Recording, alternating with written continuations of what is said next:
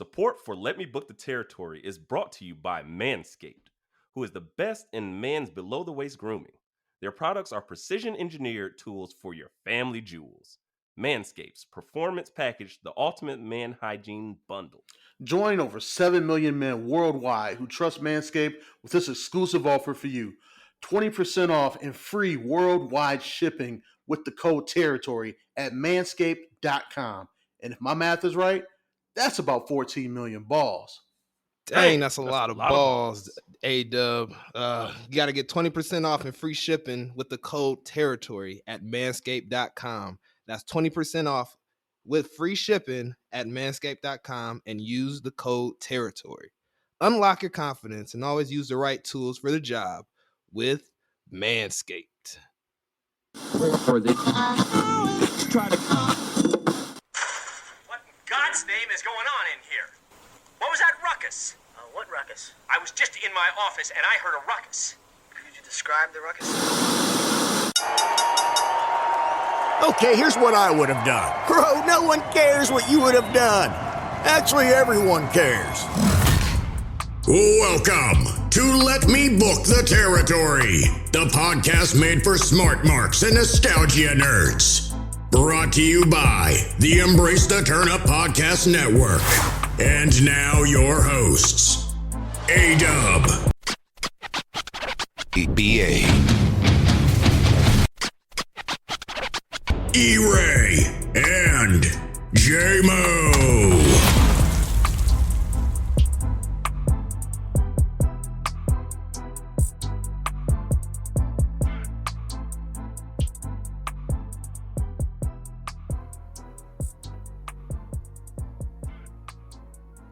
Ladies and gentlemen, boys and girls, children of the oldest of ages, welcome to the greatest podcast about wrestling that has ever existed. Believe me, when it goes back to, like, I don't know whether it's going to be Skynet, the roaches, or whatever destroys the world, you're going to find records of this shit, and it's going to change lives a second time. But we are here at Let Me Book the Territory. It is I, E-Ray, the quasi-bad guy, the Diet Coke of evil, the man of 7/8 teeth, Samoa Bro himself, back for another round of shenanigans with the fellas. We here have the commander, the chief, the guy who has been demoted from pod god to pod nymph, maybe like, I don't know, what's a lower level, like not even demigod. It's just like one of those random one-offs that just worship a worshiper. He's a pod worshiper. We got the always constipated A-Dub, the Dub Show. Well, it's the Dub Show. It's constipated again. It is the phenomenal A-Dub Styles, Dub Balor, if you will. Judgment Day and all over your pod. I almost said screens, but I guess you listen to this. Yeah, no. All over your headphones. Thank you guys for welcoming us back into your ears. I am here. I am ready to talk about some wrestling. What's up, fellas? What's going on? Love to hear it. Seems like you're in really good spirits, and you sound great. So I'm ready to talk some wrestling. But before we do that, we cannot just skip over, leap and bounds and jump around. Because we got Chinstrap Jones in the building, the fresh baldy, Bobby Ashy. We got I wear lotion, man. B.A. the backshot Jizz Duggan himself. B.A. DiBiase in the Heezy. What's going on, Brody? I had to take it back to the Heezy. Hey, the Heezy for Sheezy, my That's kneesy. our truth, bro. Talking like we in the mid 2000s again. Right, where my Jabos? Right. Where my Jabos? Where my 4X white tee at? Let me throw that bitch. Where that Hypnotic at? Right. About to make me Incredible Hulk. But what's good, y'all? It is B.A. DiBiase, B.A.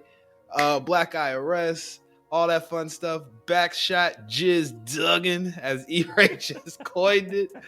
It is I here. With my brothers, gotta throw it up. Also, we the ones to the tribal pod chief. You're still the tribal pod chief in my eyes, sir. No matter what everyone else said. Status. He's still gonna be the chief, just not the pod guy. Fair enough. The pod worshiper. Fair enough. We'll beat there. But yes, I'm here ready to talk some wrestling with the fellas and get it in and talk about this week and all the seems craziness that we have on a weekly basis. Never a dull moment in the world of pro wrestling. Yeah, we got some pretty exciting things to start to actually talk about this week, because there's the normal, there's the regular shows, but we got let me say it again, 2 pay-per-views going on this week. Two world order. Two world order. Too sweet. No, so we have NXT Deadline coming up with the debut of the Iron Survivor, whatever the hell that is. Penalty box. Give us our ducats. Y'all owe us money because we started the penalty box. That was a great invention of mine, like almost a year ago. It's already here. Influential. And Shawn freaking Michaels, the man who lost his smile, just was like, you know what? That's a great idea. Let's put people in the penalty box for 90 seconds. That is legitimately our shtick. Yes, it is. Like, you say something, you do something too wild, you go to the penalty box. So that's wild. But the debut of the Iron Survivor match, and then some really good feuds. I'm super excited. Booking Bronn Breakker to possibly lose a championship again. What's new? Love that. And then we have what's the other thing? AEW's ROH's got ROH Ring of Honor final battle again. How's it another fight? Like, that's like part D. Like, their titles of pay-per-views are very aggressive again. Yeah. Their titles are hella aggressive, man. Facts. Like, hey, don't you murder yourself twice. No. Don't you go all out before you walk through the forbidden door, because it's time for the final battle. There you go. Whoa. Yeah, like what? It's tied in like 8 different you're events. You're all in, you're all out. Right. Because when it's coming next week. AEW's winter hokey pokey. Like, it's so many fucking things. But be that as it may, ROH final battle again is upon us. And we got matches like FTR versus the Briscoes, yes, and a kinky ass bondage match. Man. Never thought that was gonna be something, but AEW fans eat that shit up. They're like, that would be my 2 favorite collars, right? Like, spike them up, daddy. Like, what is happening? I didn't know. Like, I don't think that's something that I wanted, but hey, AEW is a different crowd. That's what it is. Chris Jericho, The Ocho, is once again putting the title on the line versus who? Claudio Castagnoli. I'm not even gonna act like I can say his last name. Claudio. There you go. Yeah, cannolis or whatever, delicious treats. Be that as it may, there's 2 great looking pay-per-views. I don't know which one is gonna like do it for us. Knowing what we know, I'm assuming that I'm going to enjoy one far more than the other, but I'm open to being surprised. So, I guess what we can do is start at, we always have a trouble getting back to where we need to be. So, SmackDown. Let's go there. The World Cup. Oh, yeah. The World Cup. Yes. Yeah, so, as you guys know, I'm the king of hyperbole on this podcast. I'm willing to say something is the best ever because I'm a prisoner of the motherfucking moment. And goddamn it, Santos Escobar versus Ricochet for the World Cup is probably match of the year. What do you guys say? Am I tripping? Yes.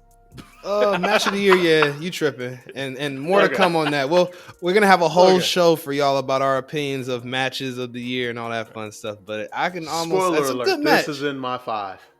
That ain't it for me. It's not top. It's not number 1. It was a great match, but I enjoyed it. I wouldn't even call it great. I enjoyed it. It's a Ricochet match. You're gonna enjoy a Ricochet match and Santos match. I love them both, but for some reason it didn't hit everything I need. And maybe I wasn't watching it like a hawk, but I was like, it was cool. I mean, I'm sorry. No, go for it. I was just gonna say, in my opinion, that Melo match was better with Ricochet, in my opinion. But we'll say that for a couple weeks from now.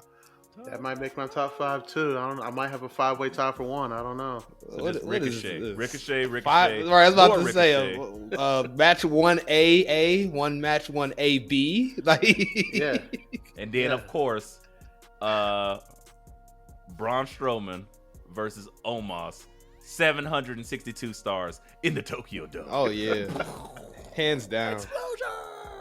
Yes, we need that because everybody knows that was the greatest match you've ever seen.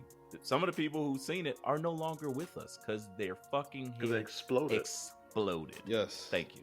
Their head exploded with stars. Like the stars came out of their heads. Like it was. It's like an 80s movie, like 80s special effects, like practical effects. Yeah, Meltzer only had 5 stars to give. The other stars were just people's heads exploding in the Tokyo Dome. Correct. It's crazy. Damn. It's fucking crazy. I'd watch that movie though. Not gonna lie. But back to that match, I thought that match was a really cool way, like, to kind of call back their history without like explicitly saying it. Like Santos kind of doing the arrow thing he did when he was King Cuerno, and then they kind of hit some of those spots that they did in the Lucha Underground match that they had. Because Ricochet did the same thing. He had a match with Rey Mysterio, hit some of those same spots. It's like just kind of a callback, kind of that if you know type of thing. So clearly I can say that Triple H was watching Lucha Underground weekly. Because he's watching shit off there. He's like, oh yeah, we can do this. We can do that. We can do this. And who was that under that mask? Who's that under that mask? Who's that black guy with the mask? Oh, that's Swerve. Yeah, we need him. King Cuerno, we need him. Prince Pooh. Yeah, we need him. Oh, Ray, I know that guy. We need him too. But yeah, overall, it was just a great way. Like, I just appreciated the whole thing as kind of a marketing nerd of how they incorporated the World Cup that was actually happening on Fox in a way like to talk about it on the show and get like these great matches. Some were first time ever matches, some were things that we've seen before, in a way just to kind of appeal to both audiences. And I said, this is why they gave Vince $1 billion right there. Cross promotion. That as well as righting the wrongs of, the U.S. Because anybody who watched or knows anything about soccer knows the U.S. wasn't winning shit. So they was like, you know what? We got a chance. Here it goes, guys. The U.S. always wins in America land, aka WWE. But I thought fantastic match. Again, I love anything that Santos gets to do. Makes him look great. Ricochet is still a star. He still has some rough around the edges things, but he gets on TV. I just think if the winner is going to what? Are they now just going to face Gunther? They're going to face Gunther for the IC title at some point. I think they said in like 2 weeks. So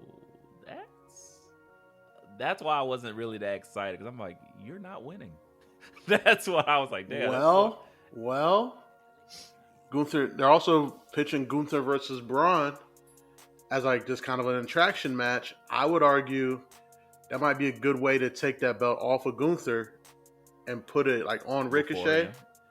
Like have Braun cost him the match, because let's be real, we don't need Braun to carry any titles. He's an attraction. He just is. Yeah. But that's Gunther and Braun, like, that's interesting. It just is. And then, fun. I like it. If you take that belt off of Gunther, you line them up, you can line them up against Reigns at some point. Sure. There's all things they could do there. It sounds good, but I guess the biggest issue is that we seen Ricochet with that belt, and just as he was heating up, niggas just come into his territory, promo code territory, and beat the shit out of him, and just like, give me that goddamn belt. And it's like, man, that was really rough to watch. And it's like, anytime Ricochet is holding that belt, it's like the opposite of Bronn Breakker. He's losing it. Yeah. Damn. So that's my only issue with that, because then it's like, as soon as he wins, the countdown begins. But I would also argue like putting that belt on Ricochet makes it more accessible and also protects Gunther if you do it the way I did with Braun. Because putting that belt on Ricochet lines up a lot more challengers that are believable versus instead of just Gunther. Like with Gunther, like who's taking that belt off of him? Like realistically, 1-on-1. Sheamus, Drew, Roman. Nobody. Exactly. Just not happening. But if you take that belt off of Gunther with the interference, you got yourself, who's taking that belt off of Ricochet? Everybody. Yeah. Get your Exactly. title shot and take that shit off of Ricochet. Yes. They do But not anyways, like that's just kind of what I was thinking there. But in other news on SmackDown, guys, we got the return of Tegan Nox. Triple H is very, very committed to building the army, if you will, which was like, it was a big thing in the Monday Night Wars that they talked about. They did a whole episode about it on that documentary. They said, like, part of what we had to do is we had to bolster the roster. And, like, our mid-carders had to be good. Our top-level guys had to be guys. Any of our lower-card guys, we couldn't just have a bunch of Doink the Clowns anymore. No offense to Doink. But they bring Tegan Nox back, and, like, even at her highest peak, you were like, she's cool, but do you see her challenging for a title? Not really. So then you see her kind of in these feuds, and you're like, damn it, she just looks like somebody good to root for. So I think Tegan and also Candice are just they're gonna fill out that mid card in that women's roster, and I think that's something that's desperately needed, especially like when you want to get away from just doing women's matches that are just title matches. You want to like build some feuds or some stuff. Correct. So I was excited to see that return. Didn't recognize her at all with the hair. Same. I was like, and in the boy, did piercings. she botch that shiny wizard.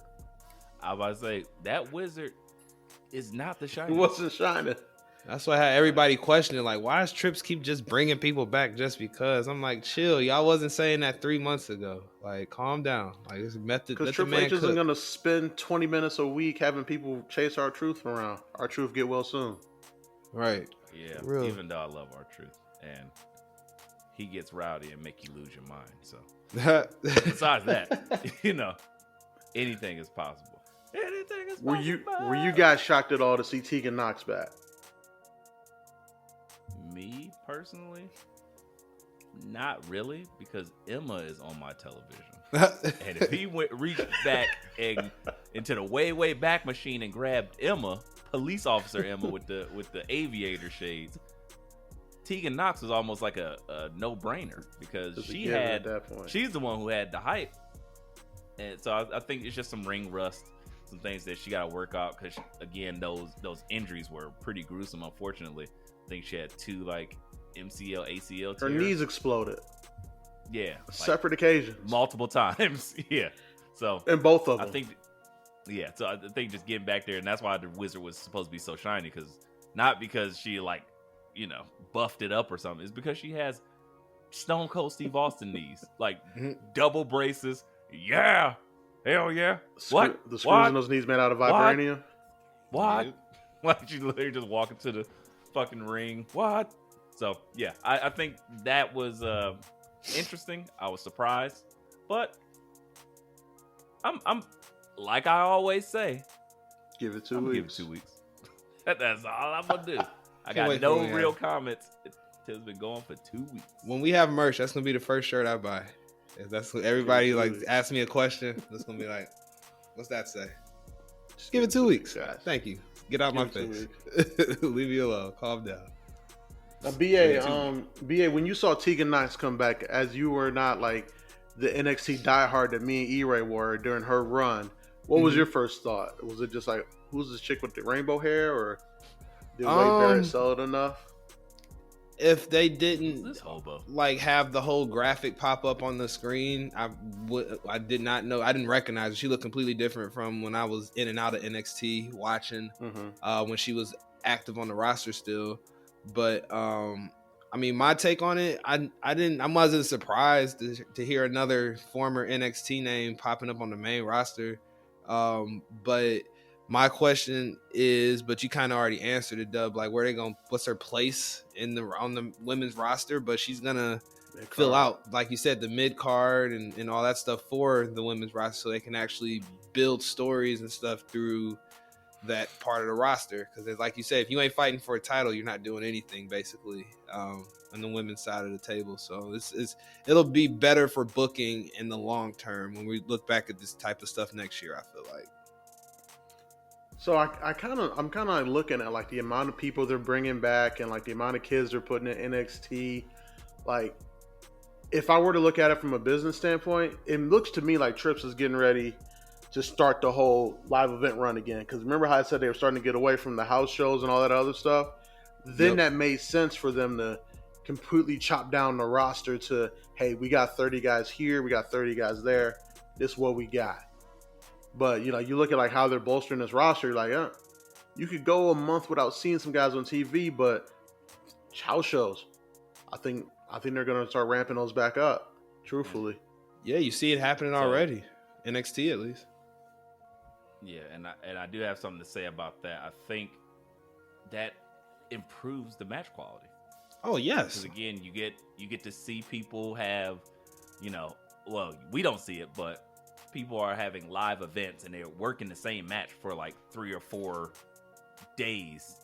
Mm-hmm. And then they actually put it on TV, or, you know, several weeks even, where they've been running this same thing and we don't even know about it. You're like, okay, why are you getting that? That's, I hate to do it, but that is one of those things that is different. When you're watching WWE television, they've already started planning like the little seeds of, this is what you're going to get, but we're going to workshop it on the house shows. Yeah. Mm-hmm. AEW, on the other hand, we're getting just shit just thrown together. Here's this guy and this guy. Here it goes right now. Right. Why? I don't even know, because it seems cool to watch. And you don't get to see, like, even if they do have chemistry, it's like, but it's not as compelling because we haven't built the story for them to actually go against each other. Exactly. So wrestling is only one component of professional wrestling, the actual in-ring work. And lest we forget, you need a little bit more. And again, not trying to do the thing that we do, but with WWE bringing back house shows, it's going to improve drastically the match quality, and you're putting people in there that can work and people who have been used to doing good work. So I think, just like you said, bolstering that roster is fantastic, and yeah, I want to see more of it. Mm-hmm. I'll let this Tegan and old girl work its way out. Candice LeRae? I'm not really, huh? Candice LeRae? Huh? Nah, I meant she was there with the other chick that we wanted to lose the belt. Who, Ronda? That was going against Ronda. She's always crying. Shotzi? Liv. Transitional champion. Liv. Oh, Liv. I just keep. I could. I was like, just naming. Yeah. Who had Carmella's gimmick and then like ran with it. Yeah, that person. Yeah. Liv Morgan. Yes. But yeah, I think it is what it is. I'm amused that he's bringing them back. I don't know how this is gonna fit, but like I said, give it 2 weeks. That's fair. I was gonna say, since we're talking about the women's roster, I think we about to see a big switch up from Asuka per her Twitter activity the last 24 hours. She's going. Yeah. She's going dark. For X videos. No. Not that dark. I'm not talking that type of dark or black.com or anything. I'm talking about. Oh no. Page 12. To do some modeling. Right. She's trying to like paint her face kind of like how her old persona in Japan was. Kona, I believe is what they called her. So I think it has a tie-in. It's like it. Low key, it meets the Joker, Heath Ledger's Joker. But I think that terrifying. Yeah, it's scary, which means to this point of I think that she's the one when they have those. The Firefly popping up during promos and interviews backstage. I don't think that's just for Alexa, y'all. Yeah. That would be... Wait. Wait, is That would BA be too turning much. into the Bray Wyatt detective? Wait, That's why I need to get on Twitter. Yes, that's long-term booking right there. All of a sudden I was like, what is this happening? Like, why is Oscar so like emo all of a sudden? And I'm just like, oh, like people were posting like or tweeting out Yeah. screenshots of the Firefly stuff. Like Oscar's present when that stuff's happening too. I'm like, So yeah, man, I think I'm taking some pages out of A-Dub's book and I'm intrigued. Oh, shit. Not gonna lie, I'm a little intrigued. Okay. What are y'all thoughts? BA's gonna have a whole PowerPoint presentation this pod. You never Can't know. wait. If this escalates, Charlie you might Day get meme. that. Right? So here, this is what happens. And if Oscar, can you just imagine Bray Wyatt? And everybody never wanted to give me a chance. And then all of a sudden, Oscar, Oscar! Ah! It's like, yeah. I will And hope then not. she spit blood. Because apparently she spits blood instead of like the blue mist or green mist. Nice. It's red now. So great touch. I enjoy it. And as always, no one is ready for Oscar. And I'm pretty sure I'm not ready for Kana. But I enjoy Demon Clowns. I think The Terrifier 2 is probably going to be a movie that I go see. And Ooh, so yeah, bloody. anything, it was great. When he murdered that random child. You didn't say 3. He bit her face off. Oh yeah, jarring. I'm in. Go Fair ahead, enough. Oscar. Bite Alexa Bliss's face off. That's how you end a Raw right there, with her jaw unhinging and just ripping Alexa Bliss to shreds. Hey, I just booked the territory. I like it. Yes, you did. That's it. No cinematic either. Just live action horror murder. Not live Oh, action God. like when Rey Mysterio lost his eye live action, right? Or no? Yeah. No. Speaking of Rey That was Mysterio, like Roger Corman presents level trash. speaking of Rey Mysterio, BA, I'm glad you brought that up. Did you guys catch that Karrion Kross is now targeting Rey Mysterio? I did. So I missed it. So E-Ray, so they did that kind of the tarot thing, and he's standing there next to Scarlet. There's steam coming out everywhere from some strange reason, and he's like, "Well, you know, I did this one thing with Drew." Flips a card, okay, and then blah blah blah blah. Flips a card, okay. Now here's my next target, and then it's a tarot card with Rey Mysterio Man. looking like Saint of Masked wrestlers. I'm like, oh shit. Will this man Rey Mysterio Machado never did know his art. peace? Right. Will he never know peace? No, he won't. No. As long as he's getting paid by WWE, he will not. Because He he's got there. his ass beat on You seen Thanksgiving his night. house? Right. That's what I was like. You seen his house? That is what he gets paid to do. He is wearing all this Louis Vuitton and Gucci and Prada, Balenciaga because he's getting that ass beat. Like, that's the cost you pay to be the boss. It's like, Dad, I need a new G-Wagon. Okay, here we go, Dom. Oh God! Oh my God, Rey Mysterio's been broken in half Right. again. You goddamn sicko!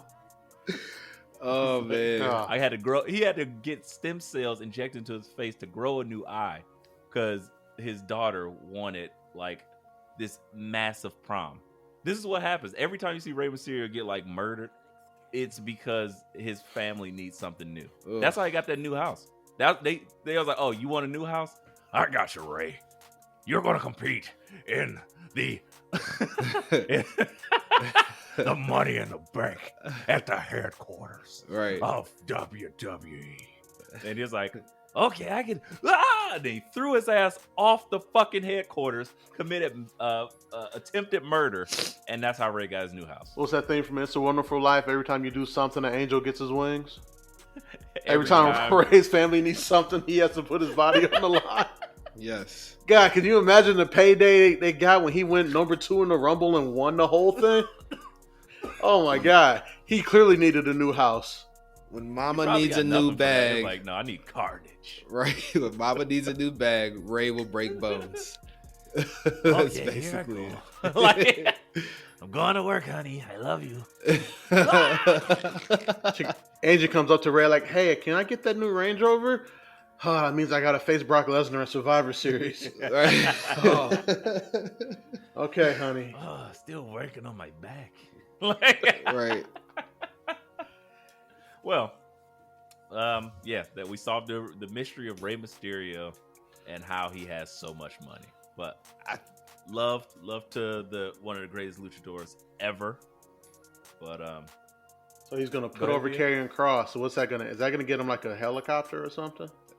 If he gets him over, he probably will. He'll probably get a private jet. He'll get to ride in on the private jet that Roman and Stephanie and Trips already used. He'll get to be on the flight. Oh, Ray was already on that jet. Oh no, Ray was already on that jet. He the oldest of the old heads. Nah, as he should be. He's that guy. And he didn't even ask either. He just got on the jet. Just got on it. What you gonna say to him? Jet. He's big. That's what happened. It's like, how many cross jackets do you think it's gonna take for him to get his jet back? Or how many Doomsday Saidos? Because look, he's taken so many beatings that he literally has put his child into the WWE. That I knew that took that's probably why he lost the eye. He lost the eye to make sure that Dominic sacrifice was set for life. And Dominic for an eye. Yep. That's a terrible trade. But an eye for a Dominic. Right. Yeah, whatever. He got the lower half of that deal for sure. Dominic came out. Speaking of which, going to Monday, Dominic came out wearing "I'm Your Mommy" t-shirt. He is trolling the universe, and it is hilarious. Oh, he's so good at his character right now. Like, his character work is like unreal. He gets who he is. I'm not gonna put him over that hard. No, I enjoy it. I mean, the ring work. The ring work is still going to improve. But also, I heard an interview with Finn Balor last week where he was actually talking about Dominic and saying like, a kid's going to be a star because he's low key learning on the fly. Like, he only had like 3 months of training from Lance Storm before he got into WWE, and I'm like, good point. You don't say. But I mean, but there's truth to that because again, you learn by doing. So that white meat babyface character was never gonna work. It never was supposed to work. His ring gear was atrocious, still kind of is. But what's happening as they're like building a character, he's learning like where do I stand? How long do I like hold a certain phrase or something like that? Where do I place myself in relationship to Rhea or Finn Balor? And like all these little nuances of things that are working for the character now that of course you don't get a chance to do when you're a face because it's always I'm tough. I gotta overcome. We're not believing that, but we can believe a chicken shit heel, and just like there's different nuance. It's so much more. Especially when it's been like rich all of his life. Oh yeah. Yeah. And then every chance he gets, he calls his dad a deadbeat. It'd be like for no reason. Hey, Mr. Mysterio, would you like Dominic? Would you like some type of sauce with that? We love you here at Chick-fil-A. Would you like some Chick-fil-A sauce? You want some Polynesian? You guys got some deadbeat dad sauce? Right. Because I can't even pay for this. My dad sucks. Like, come on, man. He's like, I think I'll go with the Polynesian because my deadbeat dad, Rey Mysterio, if you guys didn't know, really loves Chick-fil-A sauce, and I'm just not into him right now. Like, okay. Have you ever met that guy that everything you do, he makes it about a particular thing that's going on in his life? No one asked. It's completely BA argue with him all the time on Twitter. It's great. Yes. Tune in. BA makes a comment like, yeah, the sky looks really blue today. Nah, see, you WE drones. You don't even know that Chris Jericho made the sky purple yesterday. BA brings it upon himself. He walks into the room and just it'd be a bunch of neck beards like and then BA just walk in like racism and then run away. Like, what are you doing? Get out of there. It's like I'm sitting there holding the door like the dude from Terminator 2. I can't hold it. And BA's just like right. Blowing up from the explosion that's happening behind them. That I started, yes. Yes, out of exactly. control. This is what BA does. Yes, it's ridiculous. It is. Hey man, some neck beards gotta know, man. See, that we see y'all. Man, you don't know because you don't have the pod Twitter hooked to your phone too. My phone I be at work. My phone be going crazy sometimes. I'm like, the fuck is going on? And I get like BA's like 45 pages into an argument with somebody, and I'm like, what happened? What you missed? What you missed while I'm trying to educate y'all? Oh god, I can imagine the flames that was coming off that fucking Samsung Droid Note 13 that you got. Shit was about to blow up like CeeLo Green. Blow the side of your head off. I get it. I understand completely. I had and that's why I didn't take that task. I was like, I don't want that shit on my phone. I go and just I just do a little bit of pre-coaching or assistant coaching. Like, hey guys, take some heat off of him. Bye bye. Right. I leave it. He'd be like, is there more? Like he's a glutton for punishment. I'm His just sick as reverse neck beard him. Hey man, only way people go exactly right. Only way people go know about us. Yes, you know me too well. Like I gotta get in. I'm gonna put my head in everything. What's going on over here? Whoa. What's going on over there? Right?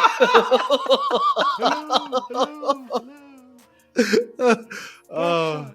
Like a Freddy Krueger skit, like out of control. Support for Let Me Book the Territory is brought to you by Manscaped, who is the best in men's below-the-waist grooming. Their products are precision-engineered tools for your family jewels. Manscaped Performance Package, the ultimate men's hygiene bundle. Join over 7 million worldwide who trust Manscaped with the exclusive offer for you.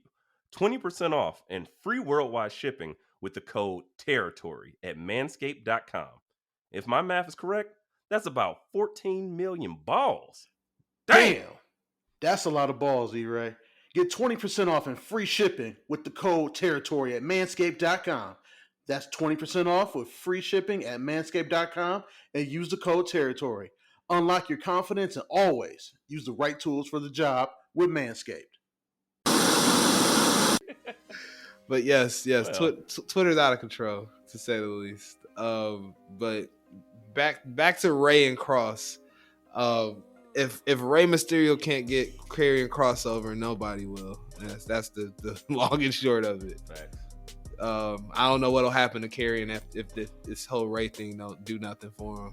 I don't know what they're gonna do. So I think Rey is the good opponent for Kross to get over because like Kross can do the unforgivable thing that a heel needs to do to get over. Mm-hmm. Like kill Rey Mysterio. Essentially, yeah. For his jet. Like for him to do it to Drew, it would have to take Drew out of what they wanted for him to be in, which was like a title picture at some point. So you're like, oh well, he can't do it. Yeah, exactly. But for him to do it to Rey, he can do it the same way like Batista did. Like when that motherfucker's on a stretcher, just slam it into a ring post. Easily. It looks so great to watch him just go, you know what?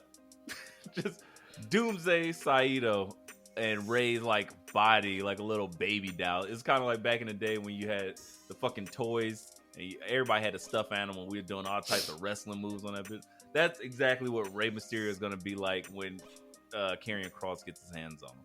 And I love it because it makes things look a certain way. And you can't always achieve that, but like a match that we're going to talk about in another company later on, so those mixed matches of weight and size demographics usually works really good aesthetically. So I'm here for it. I think Karrion Kross won't have too much trouble getting over. I think he's already there. They gave him all his cool shit back. They just got to put him into the right story. And keep him because away from it's Adam been so Cole. cramped at the top. Right? They've been so cramped up at the top. It's like, what do you do? Yeah, and do not let Adam Cole even tweet about him, because then he gonna be delayed another 4 years just from one tweet. It's like, you know what they do to make me look cool? Ring the damn freaking bell. Ugh. And he was like, BA, have you ever seen that promo? Yeah, that's what I was. I remember the lines. They destroyed him. That promo is up there with the Wolf of Wall Street. I'm not fucking leaving. It's Tony up Montana there. saying, "You can look at me. I'm the bad guy." Oh, and he was drunk. man. Yeah. Yep. And then it's up there with The Rock, not The Rock, but Roman and Cena's jabs that they had. I'm here because you can't do your job. Yes, Best the Cena SummerSlam promo from last ever. year. Yeah, amazing. No, that wasn't that one. That No, was yeah, that was a no, wild that one. was a, That was the other. That was the scene that he was. All it takes is 1, 2. Yeah. That was the one. He was like one lucky chance. This one was years ago. this was like after this was after Roman beat Taker. 2017, 2018. Yeah. Yes. And he was like, I'm here because you can't do your job.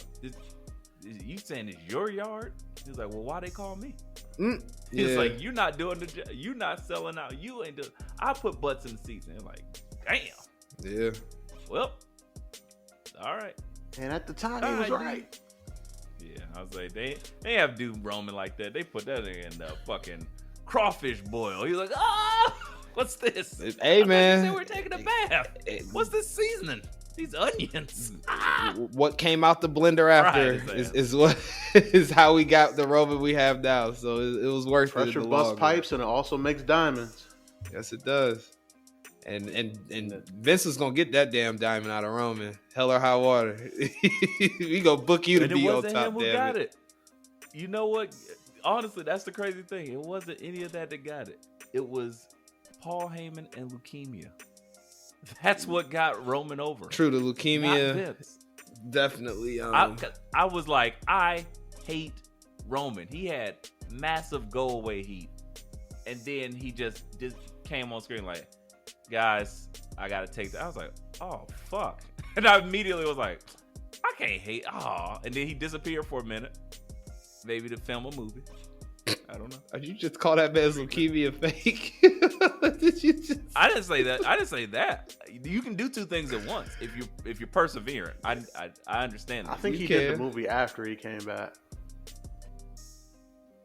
They had that little Shield reunion because he wasn't gone for that long when he did the movie. It was only like 3 weeks because he wasn't had that many scenes in Hobbs and Shaw. Yeah. I'm not saying I've seen Hobbs and Shaw, but he didn't. But he was gone for several months. I'm just saying. I'm not saying that he does not have leukemia. That is not what I'm saying. Just what I'm saying is there is also a coincidental time period in which there was a movie film that he starred in, and he also starred in another movie that I really enjoy called The Other Lizzie or The Other Somebody.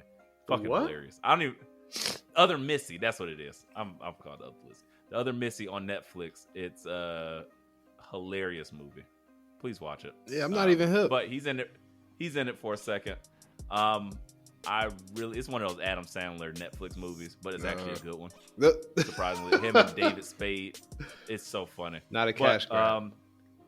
Yeah, but be that as it may, yeah, he was gone, and he came back, and I was like, damn, I want to boo the shit out of him, but I can't. I was like, I felt good. I was like, oh, there you go. He got the beard. He got some this and that. I felt the heel juice then, and then they went away from it. And I was like, oh, man, what are they doing? Then he went away again, and then he came back with Paul Heyman, and I was like, bruh, this is everything I was saying. I was like, just all you got to do, take off that stupid-ass vest, let him grow the beard, take off them dumb-ass contacts, stop saying, believe that. All that trash, get rid of all of that, and just have him whip wholesale ass. And what happened? What I wanted, then so much more. He surpassed all of that shit when he just started really unleashing. Because when you get to be a heel, as we've just talked about, it's so much dimensions and room for play. So Paul Heyman started out being a mouthpiece. He just wise man. He's just standing there now. Yeah, I got this. Mm-hmm. Money. So, again, thanks, guys. Not Vince. Thanks, Paulie D. There you go. But yes. We were talking about Cross. That's how I got Cross to that Roman stuff. Well, I mean, since we're at Roman and we're at the Bloodline, the greatest faction of all time, you guys want to get to Monday Night Raw? Huh? We were already there. Yeah, pretty much. I was talking about Dominic. And Dominic. I guess Asuka. I do forget Asuka's on the Raw. Where you been at, buddy? I forgot Asuka's on the Raw. I forget. I forget, but those triple threats though. 2 good matches. 2 good matches. Oh, Favorite? Which one's your favorite for triple threat? Which one? First one, second one, first one, second one. Yeah. During the call, it was like, cheese. Right. I would have to say, refresh our memory, A-Dub. Yeah, because it was Bianca. No, not Bianca. Becky. No. It was Becky. Go ahead. Bliss and Rhea were in the second one. That was one. That was my Bliss. favorite one. Okay. And then, Bailey, Asuka, and Rhea were in the first one. Bliss, Becky, and Nikki Cross were in the second one. I thought the first one was better. I thought the second one, in all honesty. Really? Okay. Yeah, that's interesting. I definitely like the first one better. Yeah, because just because of the matchups within it, like Bailey and Asuka, there's history there, lots of it. Asuka and Rhea, sign me up. Rhea and Bailey, sign me up. It just worked for me. Yeah, it was like, oh, this is fun at every turn. But I will say I did enjoy the second one too, though.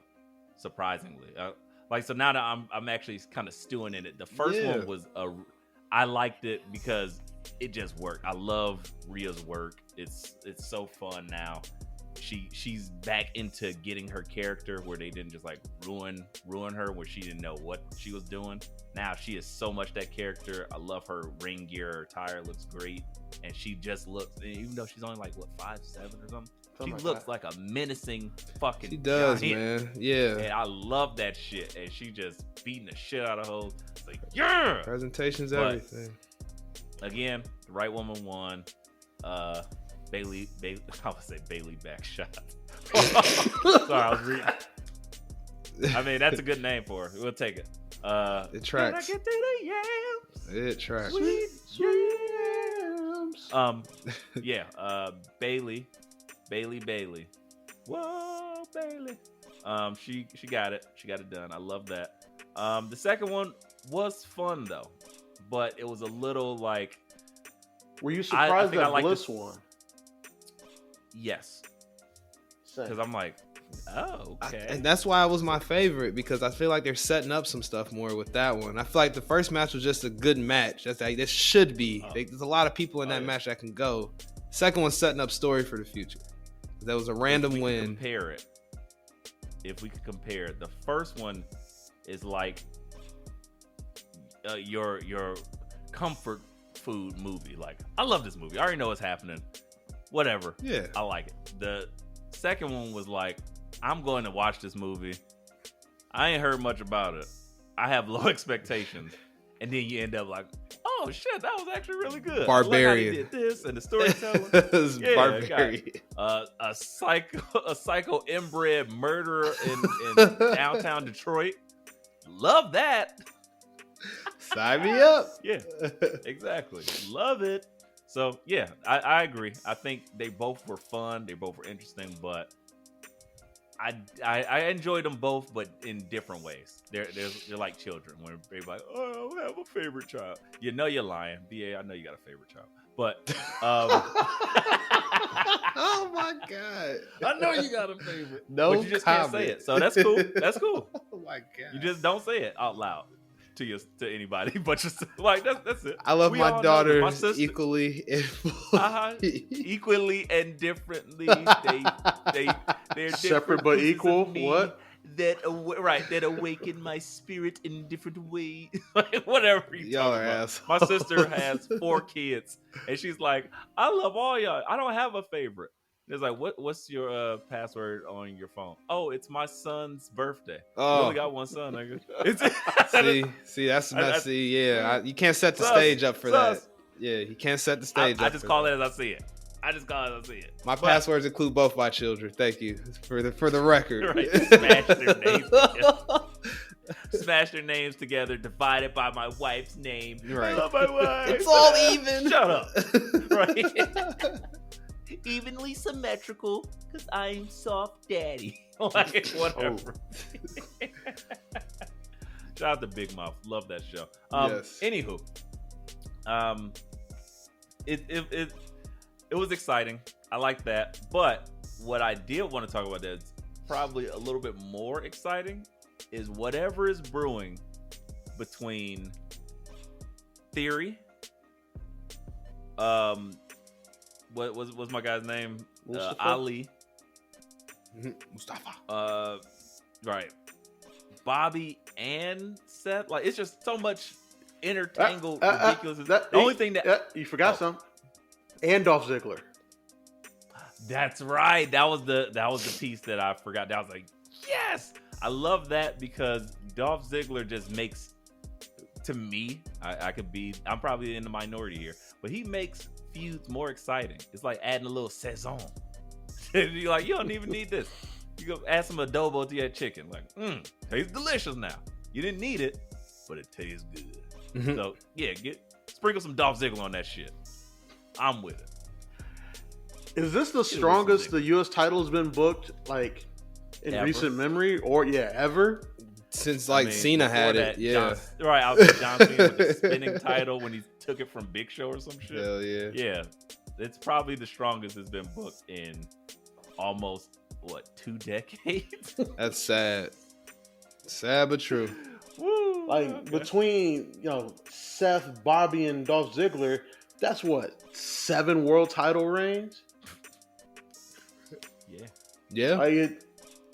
And then, you throw in Austin Theory, who was clearly the future of the company, and Mustafa Ali, who they just like the guy. Yeah. I mean, he had asked for his release prior, and Vince was like, fuck off. But now that he's with Trips is like, look, we can change your style up a little bit. I like the new gear change. They're finding a home for him, so he has to get beat up. He got to take his licks so you can build a sympathy for him, but it's working. And then you put him into the right feud, because, of course, him and Bobby don't make sense. Bobby's going to ragdoll his ass. Him and Seth is fun, but it don't make as much sense because Seth is such on a different level. But you take Theory, who is the future, Dolph Ziggler, who is an excellent performer by all accounts, and you just can have fun with that, continuously. And then Seth is just Sethin'. He's like, whatever. He can have some fun, and they just need a stopgap for him to do some random shit until they're ready to actually go ahead and bubble him on up to the main event picture again. So I was thinking they are one person away from having a great elimination chamber type situation they could do for this U.S. title. And the chamber's in February. That would be. Oh yeah, that's an interesting. And let's be real. Your tribal chief is not going to be in that chamber. That would be so dope to book the U.S. belt in oh my god, in a chamber match. You just got me so excited. I mean, Theory kind of put it up by him trying to cash in and get it. It kind of justifies it even more. Elevate it, even though we thought it stupid. But we gave it a couple weeks. There you go. See what happens when you give it 2 weeks? Let it cook. Who would you put as the 6th person? Kira Tozawa. No. No, seriously. Probably anybody but freaking bum ass Baron Corbin. I feel like I was gonna say that might be the guy you put in. I feel like that's what I want to put it in there, but I don't want it. I got you guys. You need another power guy, but you also need one that's like a definitive heel, and that's Baron Corbin. What about Chad Gable? Again, you need another power guy, but he can do that. Just because he ain't huge. Yeah, but he need like a big anchor. He's just a big anchor. I get what you're saying. Yeah, like you need someone who exhibits okay. That people can't like. People love to hate Chad Gable. Yeah. Like, 'cause it's fun to hate him, and he's annoying, but he's so good. You can't deny his talent. People legitimately hate Baron Corbin. Yeah, that's the difference. He has that Waller type heat. Yes. The Waller effect, if you will. There you go. But yeah, I would.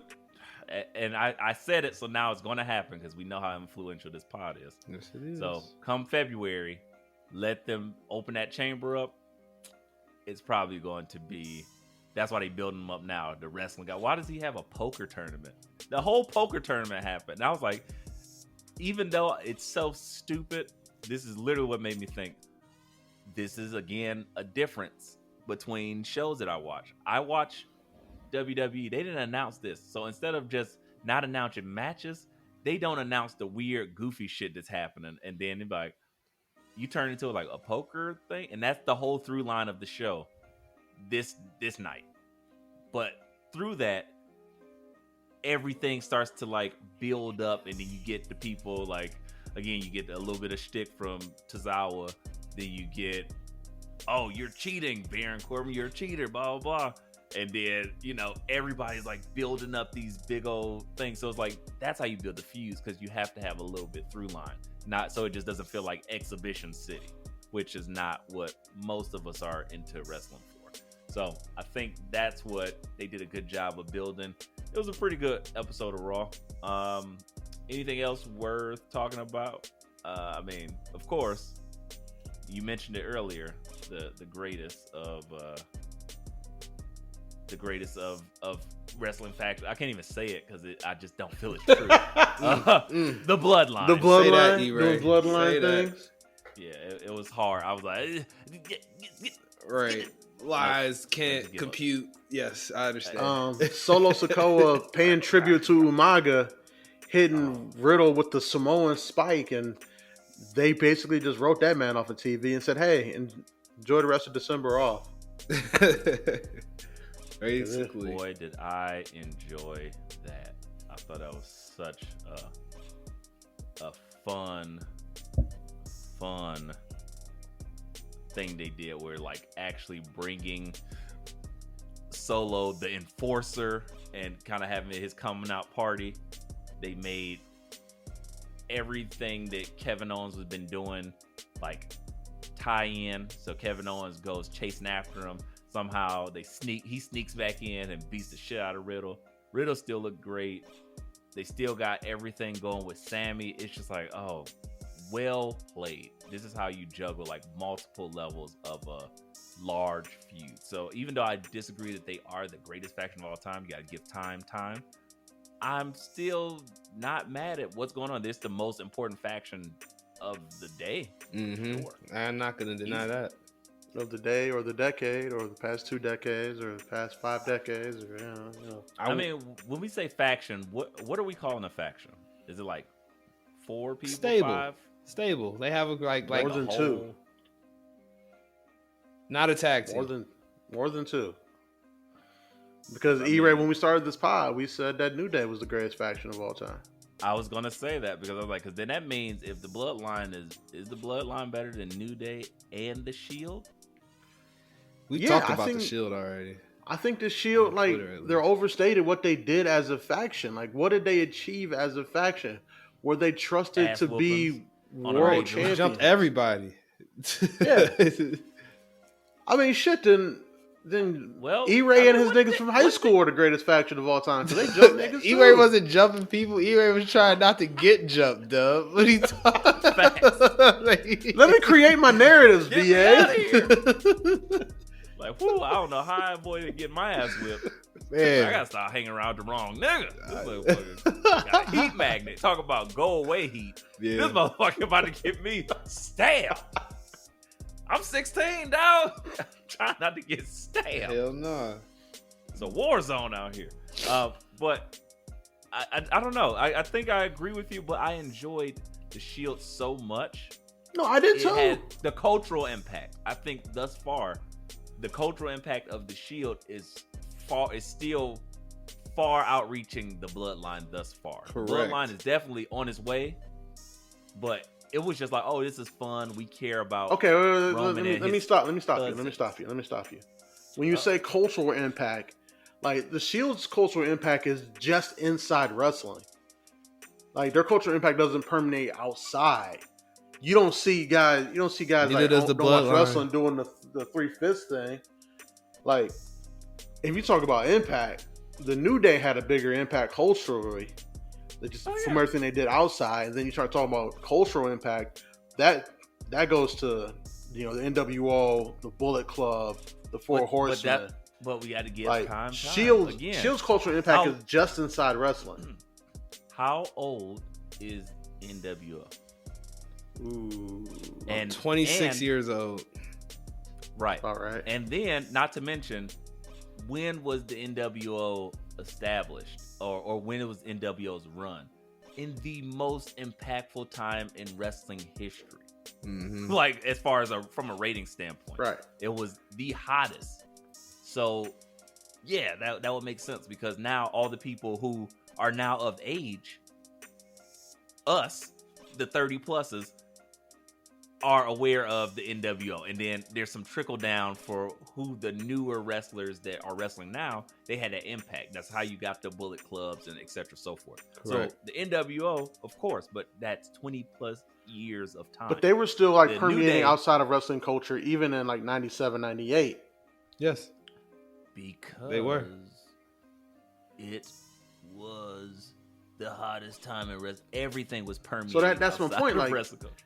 The Shield, wrestling started to heat back up around the time the Shield came around, but they don't permeate outside of wrestling. Attitude, Midnight, or Monday Night Wars. That's not even a fair comparison. No, that's disgusting. That's my point. I think you overstate their cultural impact, and I also think you overstate what they meant. Like, understating. To me, that whole thing was like the Shield was a way to get those three guys reps, because they were identified that these are the three guys. Whatever else is going on the Indies or in NXT or anywhere else, I got you. These are the three guys. We got to get them reps. Okay, but I got you right here. I'm gonna give you some time, BA. Just let me take care of this really quickly. Dub, you are. Let me put it the easiest way I can for you. If we were talking about, let's take these factions and put them and break them down into versions of Will Smith. Let's make it easy. For shits and giggles. The NWO is the Fresh Prince Will Smith of Will Smiths. Okay. As far as wrestling factions go. Huge time. And honestly, the Fresh Prince carrying over to, I would say, Men in Black. Okay. It's like prime Independence Day Will Smith. The Shield is at the time, and not the Shield itself, but the time of popularity of wrestling. So again, the Shield came along. In comparison, it would be like this Will Smith right now, Emancipation Will Smith, as far as wrestling fans back then, where everything was permeating. It wasn't just wrestling fans. That's why they were popping these crazy ratings, versus you saying, wrestling was heating back up. Like, heating back up is like heating up a Hot Pocket in comparison to having filet mignon cooked in front of you. It's absurd. So you cannot make that comparison, is what I'm getting to. So you got these different faction levels, but the things won't permeate necessarily. Like, it's cool, but given time plus era, it's like, that's why it's so big. With the Shield, give it some time. I was like, I don't know. You're probably right. It probably won't go too far out, but what they did does echo out. So, like, even how they were handling things, how they came in. Now you see a lot of other factions come in exactly like the Shield did. And then they kind of like, they can be like three top guys instead of having like one top guy and a couple underlings. So those are things that are happening, but again, like you said, it doesn't necessarily permeate outside of wrestling. Bloodline, very cool. One of the coolest things in wrestling today. Best faction in wrestling today, in fact. But none of that's permeating outside of to the non-wrestling fans. Correct. The only thing that's really permeating outside to non-wrestling fans, Jade Cargill and That's kind of it. And why is Bow Wow on my TV screen when I'm watching about Go By Wrestling? That's what the outsiders are saying. E-Ray explained that very well. And there's just one thing I want to say to kind of back up E-Ray's point in this. Those three guys are like the main parts of the zeitgeist of wrestling right now. You can't have what a did they do when they were conversation. together? But I'm talking about cultural impact. What did they do when they were together? They just ran the whole fucking like stable show until they went their separate ways. What did they do when they were together? They jumped people. Made us watch. Yes. They had a U.S. title reign every week, which Dean only defended it twice, and they had a good I know you're not tag talking title about reign. defending when you had fucking Roman who had the Intercontinental belt, who might not even defend it, bitch. He just slung it around his back. Yes. And just walked with it. I was like, ugh. Again, that was post-Shield, pre-Bloodline. They were doing weird things with Roman. They made him say "suffer and succotash" on television. Let's be real. Never forget. Roman post-Shield, pre-Bloodline was a very weird time. But be that as it may, again, I agree with BA.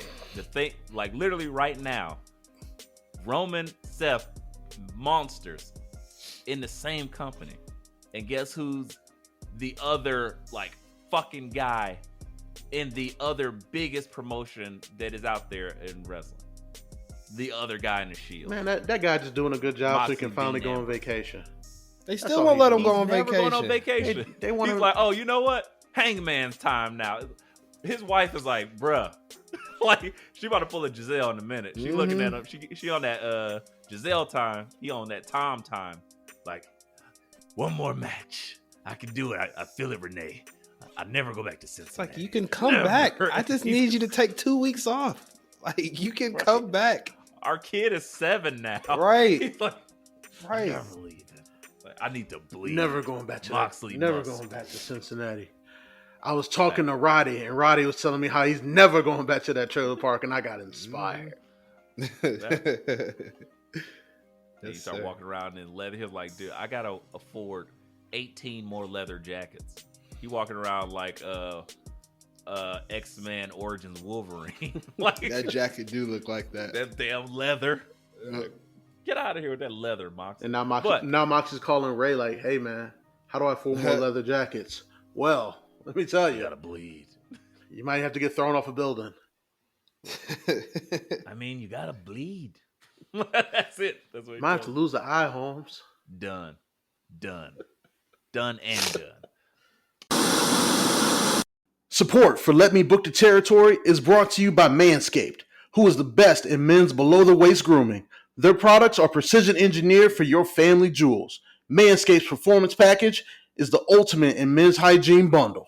Join over 7 million men worldwide who trust Manscaped with this exclusive offer for you. 20% off and free worldwide shipping with the code TERRITORY at manscaped.com. If my math is correct, that's about 14 million balls. Damn, that's a lot of balls, BA. But get 20% off and free shipping with the code TERRITORY at manscaped.com. That's 20% off with free shipping at manscaped.com. And use code TERRITORY.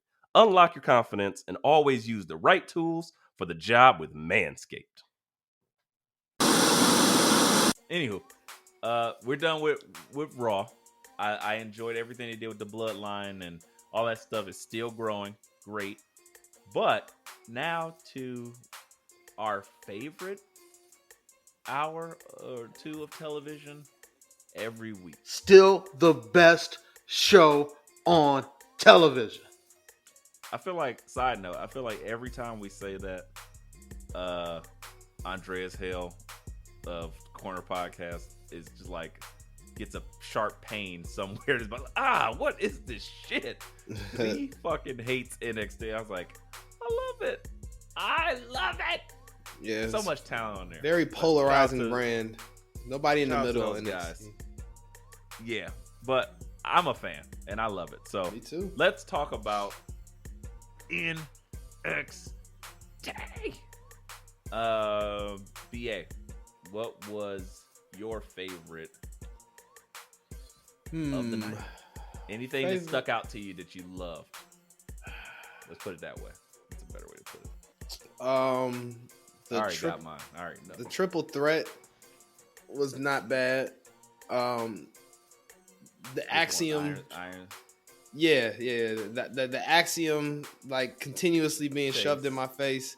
I get it. It worked, right? Yeah, I was about to say they're force feeding it, but I'm like, all right, I'll eat it now with a smile on my face. You like a little baby? No. Golden ratio. Good, though. Most puzzling thing about the episode was that Bronn and Apollo promo.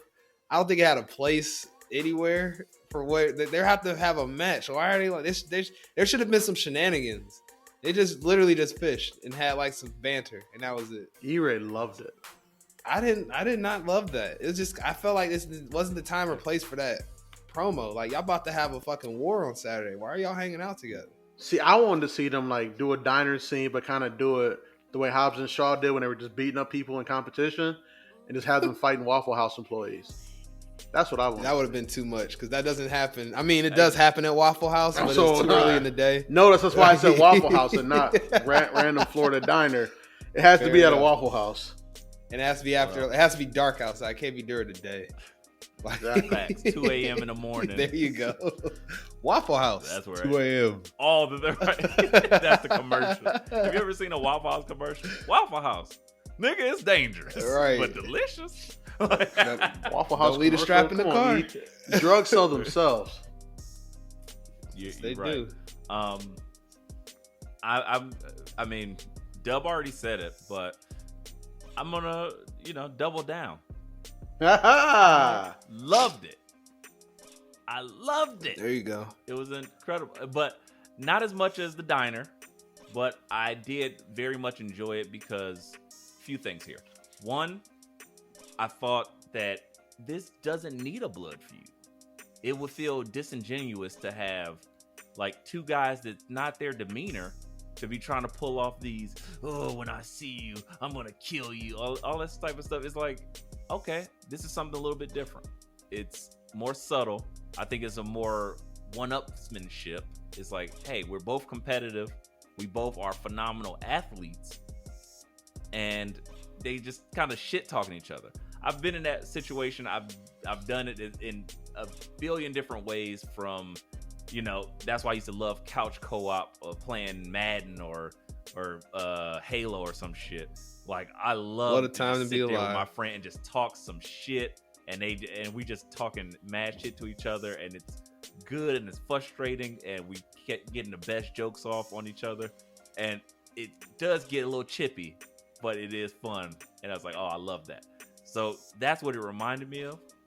But also, I think it was well done because it showcased, hey, I'm going to take the diner promo, took Bronn into Apollo's world, because Apollo's always sitting at the diner doing his little, I got a vision. Like, that's so Raven. Fair enough. And then they flipped it on us and was like, you know what? Apollo's now going to invade Bronn's world. And while Bronn's trying to fish, and he's talking about, this is my happy place, he just came in there, wrecked out like, I'm black, nigga, I'm better than you. I do anything I do is going to be better. And he's like, you know what? I caught a fish. You ain't even catch shit. And he was like, damn, that made me salty. He's like, oh yeah, you stealing my moves? And he just giving them little chippy shit. Like, it's almost a respect for both each other that they have for each other. But he's like, first time for everything. He's like, has your visions ever been wrong? He was like, not once. And then he said his little thing. Then he's like, oh man, well, I'm gonna relax. He's like, you know what? Let me take the pressure off you, champ. He was like, you can go back to fishing like forever. They're gonna go be Sega Bassmasters for all I care. I'm taking that belt from you.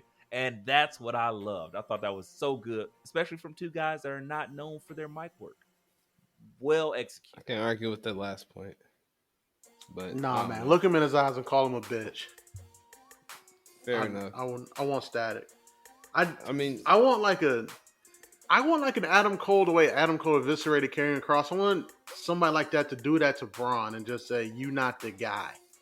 I'm here because you He's can't not do that that job. guy. I was about to say, I know I Apollo's think not that guy's guy. coming soon. That guy's coming soon. Facts. He's gonna let Broad have it. We ain't there yet. This is the warm up fight before final boss. We'll get there. I don't know. Which is I mean, my I hear what you're saying, E. Probably I saw where they were favorite going. tonight. I just didn't like it.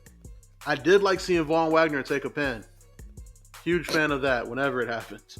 Yes. Whenever it happens.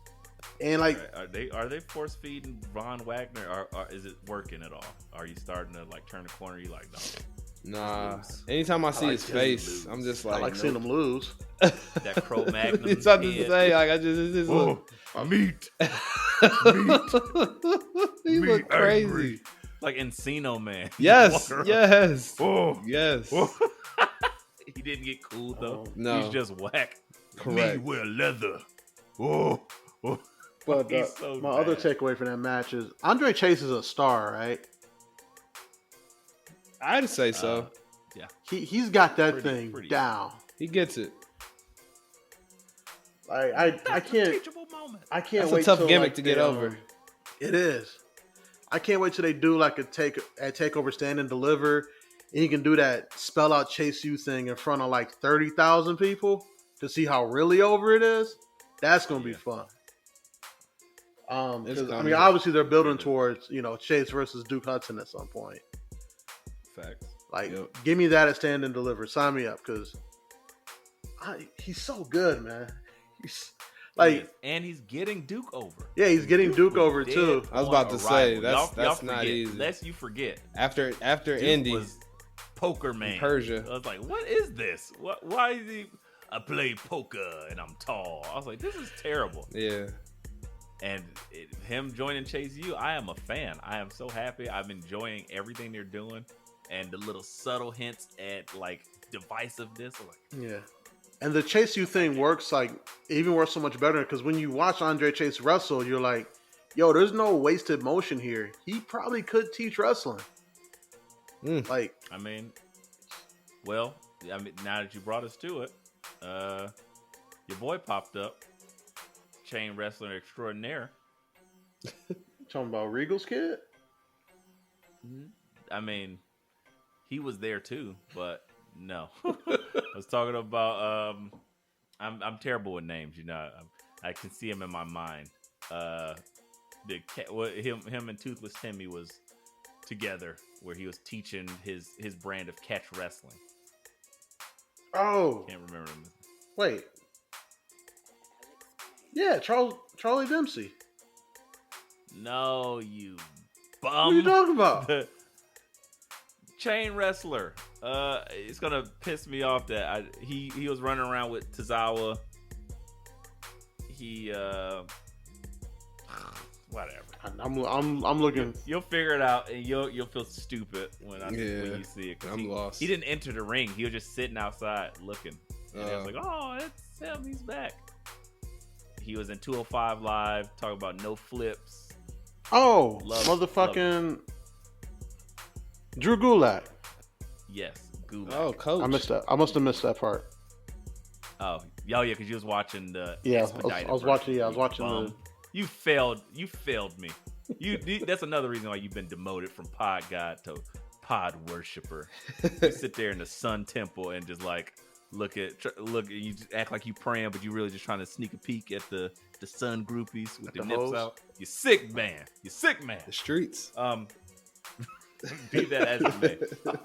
Drew Gulak came out watching Charlie Dempsey, and he watched that match. I was like, okay, interesting stuff, cool, but I mean, didn't do anything for me. I mean, Gulak and Dempsey. That's going to be fun to watch. Whatever they do, whether they have a match or Where they join team up together, and join forces. just choke people out. Right. It's going to be fun to watch. Maybe I'm not mad at any of it, but it's like give it 2 weeks material. I ain't thinking about it. Give it how much? Give it how Other much than time? How background. much? Give it 2 weeks. 2 weeks. 2 weeks. Gotta give it. How did you guys feel about New Day showing up? I was cool with it. Was not mad at it at all. It popped me. I was just like, oh shit. Enthusiastic endorsement I've ever heard. I was just like, That was great. no. I mean, they ain't doing nothing else. Fuck. Well, might as well. Damn. I mean, I love the New Day. Shit. Might as well. Man. I ain't seen him on TV. they've been Tripp's trying to beat get up all by the his Viking old guys Raiders. over. Oh, man. So I guess they don't want to have them just keep getting beat up by the Viking Raiders, but they also don't want to hand the Viking Raiders some L's. So I like That's the why idea. they handed them over to Hit Row, because they were just like, all right, we'll just take New Day out and we'll insert Hit Row to fight the Viking Raiders for the next 6 months. Insert other black people for Viking Raiders to beat up. Pretty Palette much. swap. Palette swap. It's messed up. Like, Doing our guys like that. I mean, and gal. I expected. How'd you feel about it? It was interesting. It was a surprise. I feel the same way that I always feel when stars go to NXT. Like, are y'all gonna really pull the trigger though? Like, that's me. If you can suspend my disbelief where either like they play it slow like they've been doing with Apollo, or if you bring them down like they did Dolph Ziggler. I'm saying you were there when Dolph took the belt. I was, and I popped so hard. So again, it's like, are they gonna really do it though? Because again, we've seen what was the other tag team that came down and they got ran? There was another. Fuck, I am so bad. My memory's terrible. But it was a tag team that came down, and it was like, okay, cool. I think it might have been the Viking Raiders. I think they just came in. I was like, oh, the Viking Raiders. I think you're. Yeah, they did. They did come back for a quick hit. And it was like, but why? And I was like, that did nothing for me. I was like, no, y'all not about to win. So that's what I mean.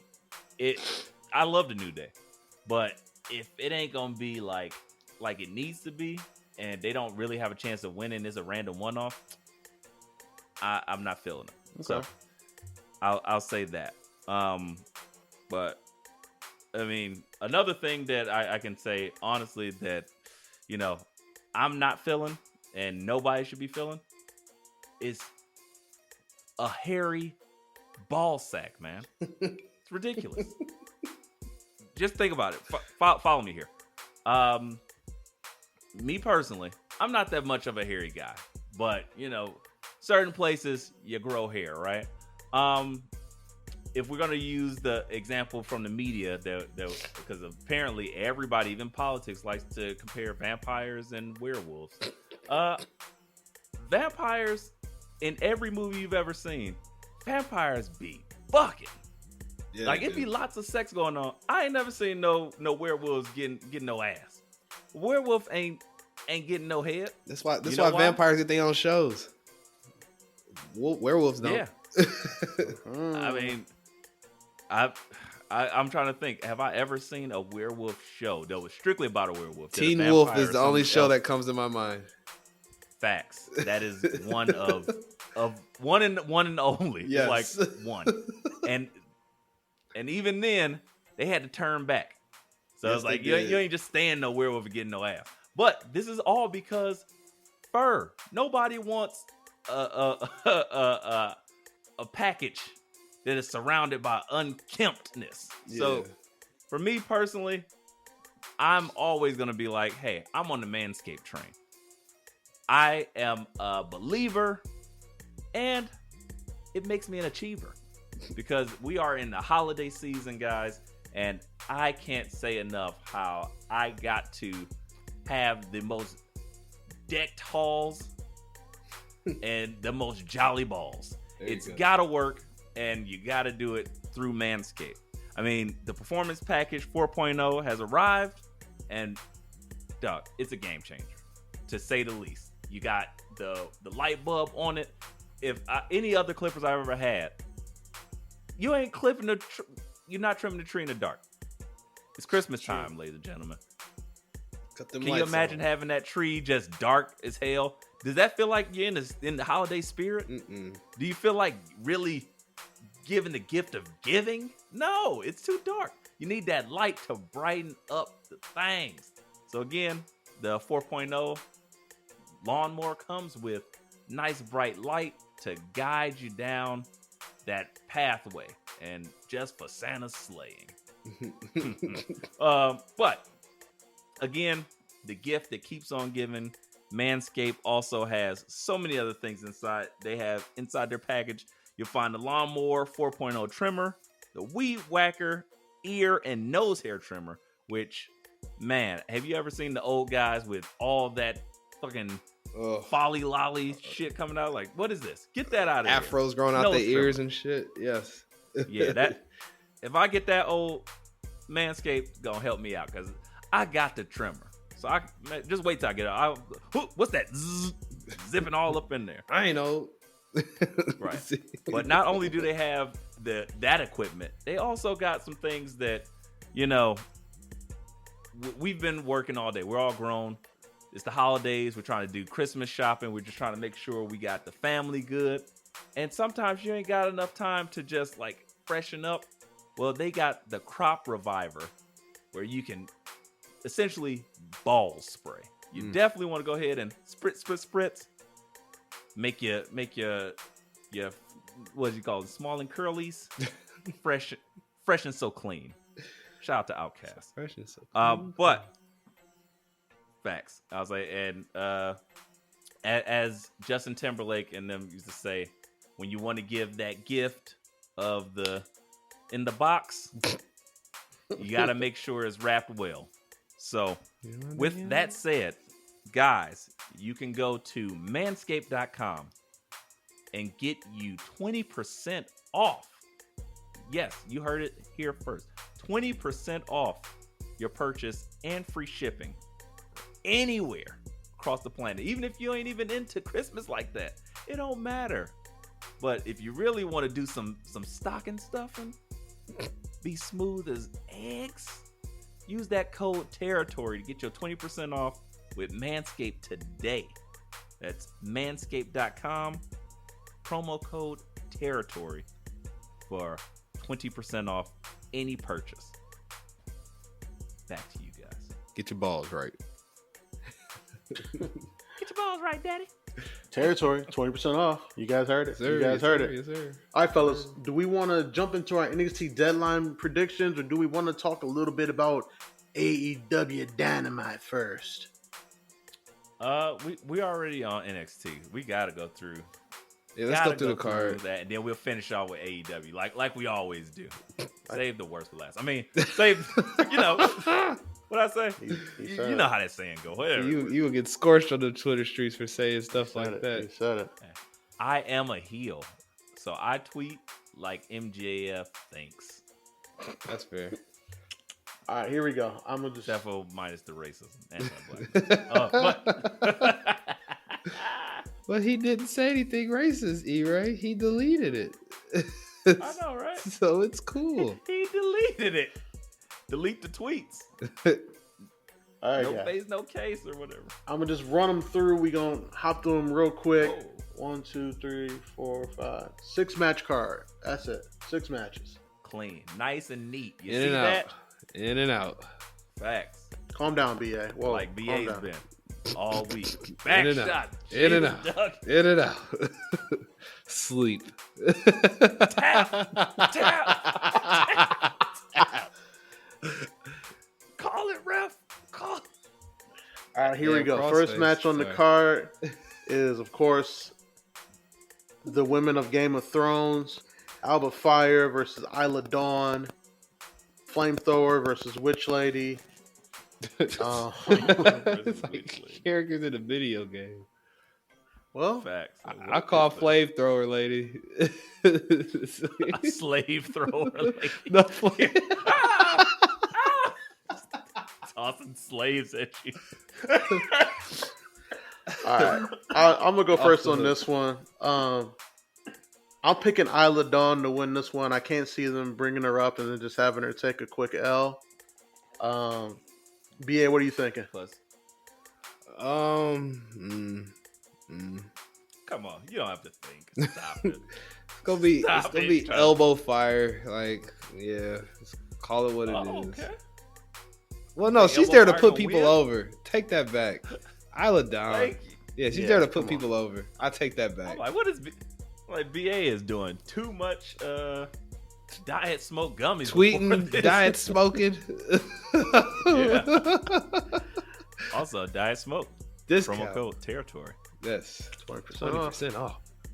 But yeah, I mean, BA has to be chewing some diet smoke gummies for him to think that Elbow Fire is going to beat Isla Dawn. Elbow Fire hasn't beat anyone. She never beat. She changed her name so we would forget how much she's lost, and then they start making her lose again. It's So terrible. It's like, But I think that's I mean, what she's I'm there not, for. I'm not mad at it. Some people, exactly. Some people are there for it. So that's what you're there for. Appreciate you. Do the job, and then maybe keep this going and split it. Kind of do 50-50 booking. I'm not mad at that because maybe they can do something like Nathan Drake and Axiom. So yeah, okay, I'll watch this shit. Whatever. Whatever. Put that nigga on my screen. But yeah, I definitely think Isla Dawn's going over. Next matchup, Pretty Deadly versus New Day, NXT tag titles. Is anybody picking the New Day to win these tag titles? Not unless Big E show up. Oh, I will. BA's raising his hand. Reason why? Because the same reason Dolph won it. They gonna pick it up, have it for They a few gonna weeks, hotshot talk it? they shit, and they've never won the NXT Tag Team title, guys. They've never won those titles, and to be the greatest ever, you gotta hold everything. Gotta win them all. So Gotta I'm be, thinking this is their bid to say that they won that too. So yeah, because they well, you make a point because was it the Wrestling Inquirer or some shit where it came out? It had all the neck beards and the Pro tizzy. Wrestling Illustrated Top 100. Yes, Yeah, PWI. Yes, they came out and said that the Usos are the #1 tag team in the universe this year. So I think with the New Day losing that record, I think they're like, hey, let's throw them something. And this would solidify the New Day as the greatest tag team of all time, because then they would have that accolade as well. But Pretty Deadly is fantastic. So it's kind of hard to, like, it could go either way, because it's not like they need it. They don't need it. No, they don't need it because they're the New they've Day. been champs for a while. Right. But I'm saying the Pretty Deadly don't need it either because they're so good. And they're so entertaining.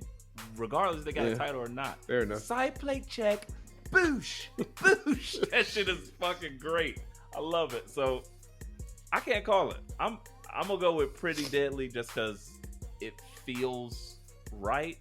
But if the New Day walked away with this, I wouldn't be mad at all. And especially give me a month of the New Day on NXT television.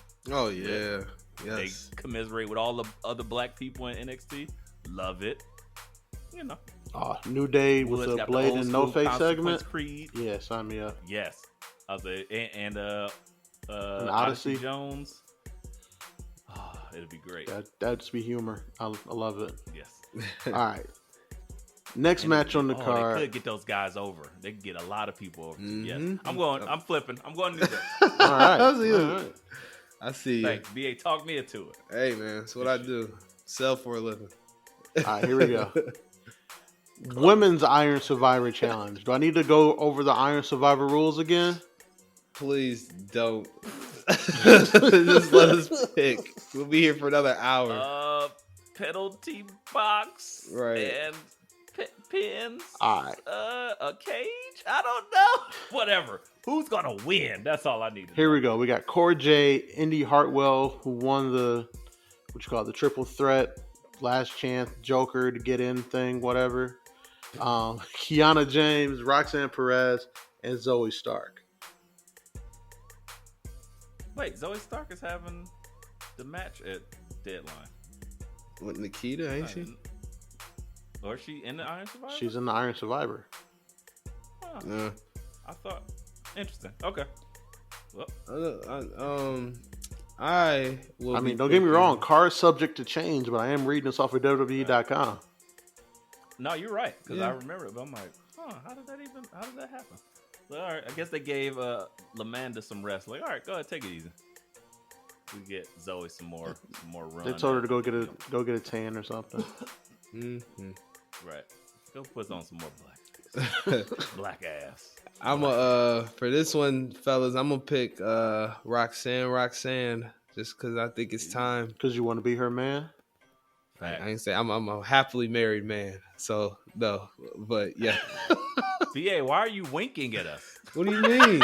My eyes can't see you. What? We can't.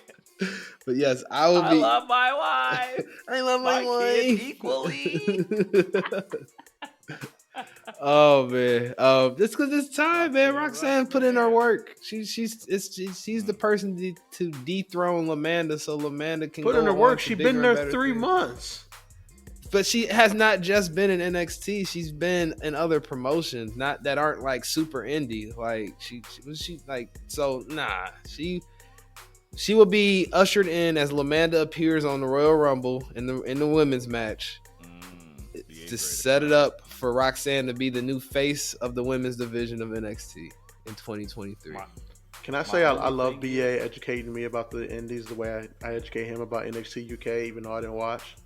I ain't damn sure ain't watching the indies, but I just know I do my research. I love it. BA's gonna tell me how Roxanne was in reality of wrestling. She was their champion. She was the Ring of Honor champion. He's gonna tell me all of it. I love it.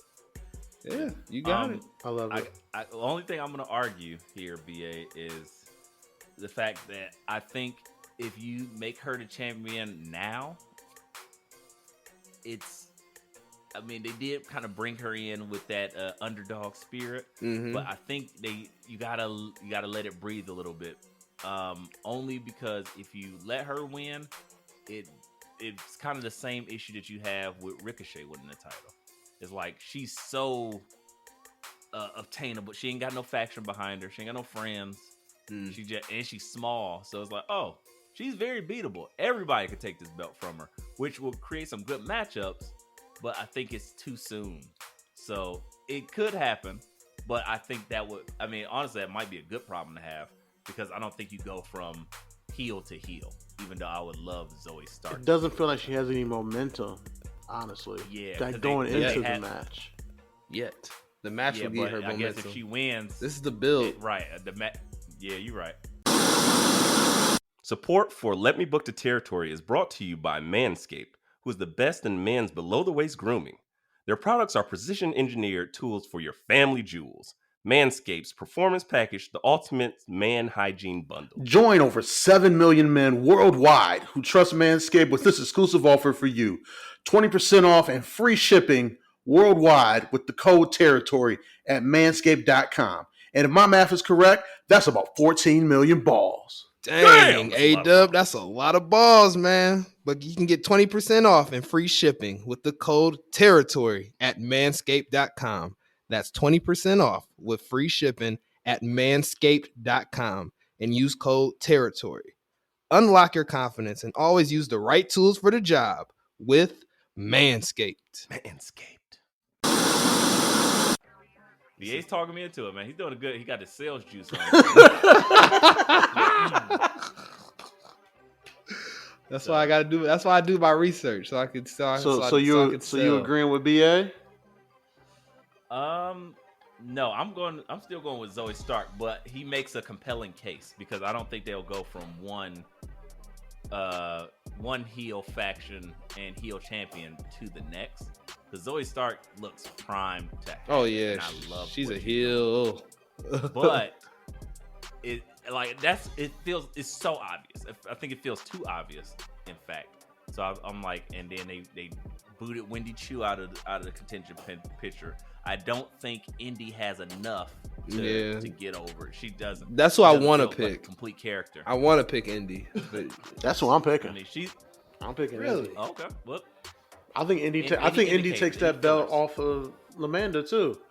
I think like when you watch them in the selection committee when they just shit on her for 5 minutes, and then they put her in this last chance match. She won that. I think she's gonna go in, win this Iron Survivor, and then she's gonna take that belt off Lamanda at I don't know what the next pay per view will be.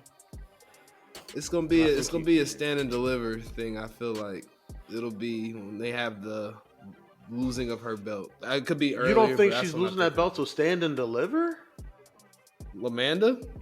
Yeah. She's not gonna be thrusted into. I mean, that's why we booked the territory, but I don't think that it's only 2 months. It's 2 months from January. No, Stand and Deliver. That's the one before Mania. Right, which is okay. I'm sorry, April, beginning of April, instead of That's March. why I was asking. I was like, yo, that's a long time. But you can't just make LaManda just look super weak as she loses it. I think you're gonna see her in the Royal Rumble just because the pop. She'll go back to NXT, do her back and forth with Roxanne, drop it at Stand and Deliver. She's on the main roster after fucking Stand and Deliver. What's hard to see about that? I think they call all the Toxic Attraction up at the Rumble and subsequently after. Nah, man, because Triple H is bringing too many of his old people back before he just brings up his current 2.0 talent. I don't think they're going to come up until like after that WrestleMania when he first got put in this position. Everybody was saying this won't look like Triple H's product until like after WrestleMania. Like, because he's still booking himself out of Vince's nonsense. So I think there's no rush to bring them up there, especially when you're bringing back a new women's wrestler from NXT. I don't know if there's any more to dig out the archives, but I don't see Toxic Attraction just getting thrusted up there as soon as we want them to be. Here's the argument to bring them up. You need another heel tag team for that tag team division you're building, because a lot of the other women are faces, and you're also going to need some more heel competitors for that women's title on SmackDown whenever they do take it off of Ronda. It'll be taken off when Charlotte comes back, whenever that's happening. It's written in the stars. I'm sorry. Especially when you got Charlotte taking pics again of her like training and shit like that again. It's coming soon. Charlotte must pose. Oh yeah. You already know the thing. Yep. So that's Roxy even more reason. Charlotte must pose. Ronda's gonna keep that title through WrestleMania. That's when Charlotte gonna come back. Charlotte gonna come back at the Royal Rumble, probably win that bitch, and then have her title shot. Oh, that's disgusting. Right. But it's written in the stars, dub. You didn't see this. Nasty work. Right. That's disgusting. And that's what and then at that point in time, you'll have more heels up there. You can see, because Charlotte will be booked as a babyface because Ronda's a heel. You'll have LaManda and Charlotte putting on bangers in the middle of next year. You heard it here first, folks. Charlotte sounds like the worst idea ever. So she can't come back as a heel, though, and fight heel Ronda. I think that's a match you could do. Heel versus heel? Just because of the history there. Just because of the history. Babyface Charlotte is heel Charlotte. They're the same people. Like, facts. That's why I'm like, I hope she starts coming back with like add some more wrinkles to the character, because she's great on the mic, but because she knows her character so well. I would love to just see her add some new wrinkles, but I think Charlotte just be like, look, I talk my shit. I'm here. You're not good enough, and people hate you. Blah blah. She's gonna go in on them. Hopefully that don't set Ronda off, because she don't know how to work or shoot. So she doesn't know it to work. Right. She go on Twitter and start yelling, "That's why wrestling's fake." Oh gosh, Ronda, relax. Yeah, but I think we all know Ronda has regressed severely since her first match, and it's been pretty obvious. So it's been bad. Yeah. Okay, so BA, you're going Roxanne. E, you're going Zoe. Yeah. All right, and I'm going Indy. You're going Indy. All right. Yes. Next up, men's Iron Survivor. Axiom, Mello, Grayson Waller, JD McDonough, surprise, and right, Joe guys. Gacy. All right, give me the magenta Power Ranger. So that would be like surprise of the year if that happened, right? Oh my! What if Axiom won this match? Yeah, that would be like surprise of the year. Oh if yeah, not the decade. My TV's gonna explode because this is gonna be like, what is happening? TV start moaning. Right. What was that? Stop. Oh,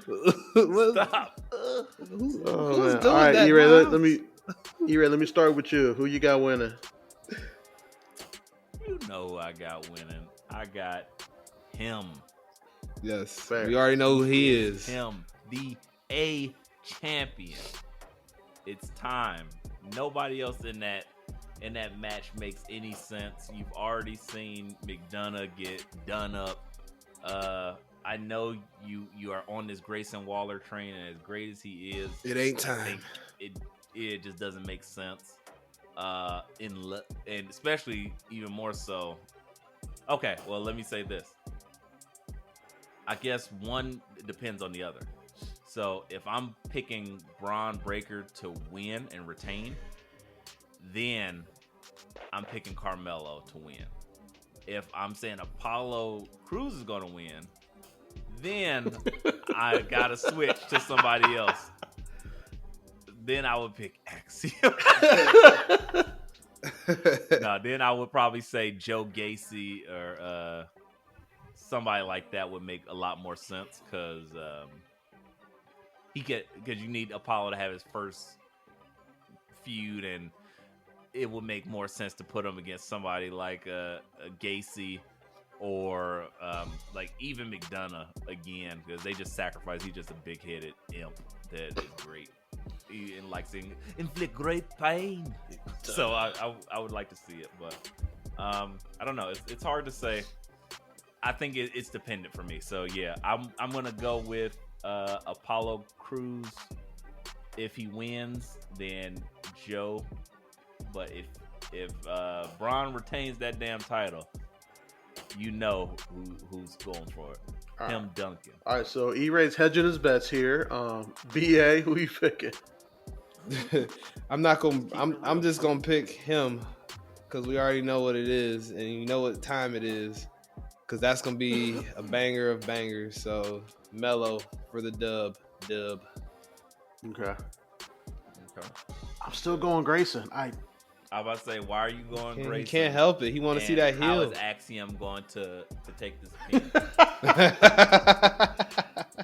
He's taking my whole How's shtick McDonough now. gonna end- How many times is McDonough going to end up in the penalty box? Oh, McDonough's gonna live in the penalty box. Absolutely. I just think they're putting Grayson in so many like different ways to get him over, whether it be the backstage interviews, the Grayson Waller effect, actual matches. I'm like, they give him so many opportunities that I think they're gonna put Grayson Waller over here. Now, if you ask me who I want to win, oh, it's definitely Melo. It's him. He's him.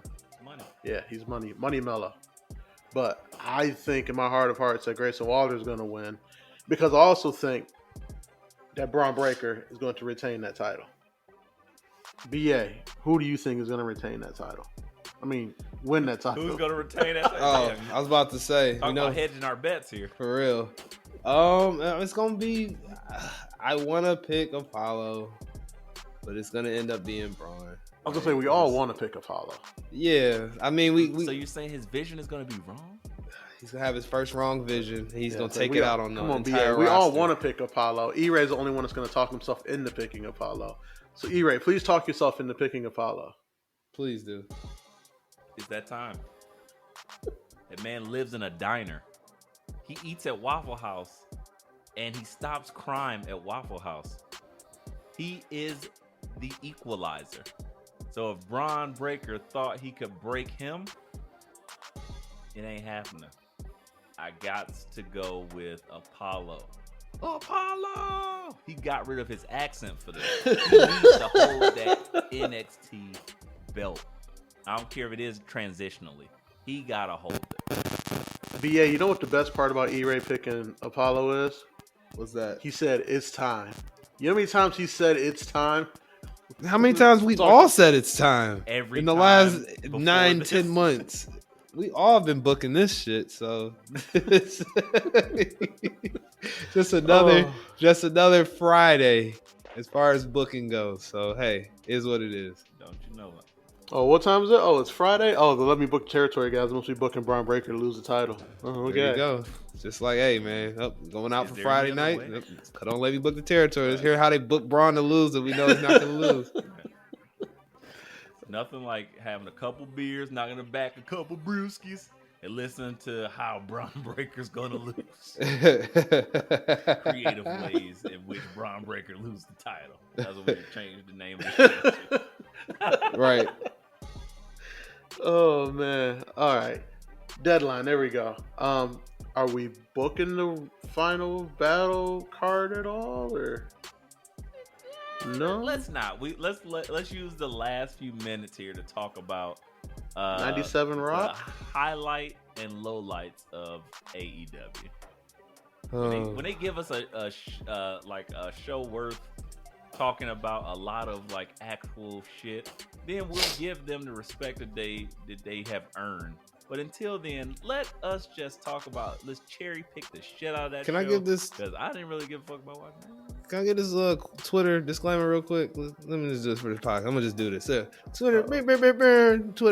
Twitter users that listen to our podcast, we enjoy storytelling here. Okay, I know there's been a lot of arguing with different AEW supporters. Like, we don't care about storytelling. We just want to see good matches.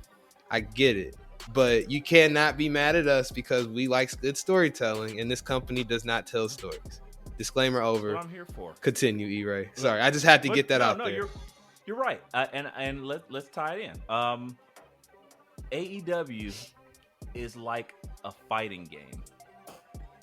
It's fun, but it loses its appeal very quickly because what is the story? It's just literally, all right, this person fights this person. Cool. All I do in this game, I'm just constantly, I beat this person, now I fight this person. I'm climbing the ladder, fighting people, and then I beat it. Game's over. That doesn't sound like a lot of replay value to me. After I played this with a few characters. Why do I come back?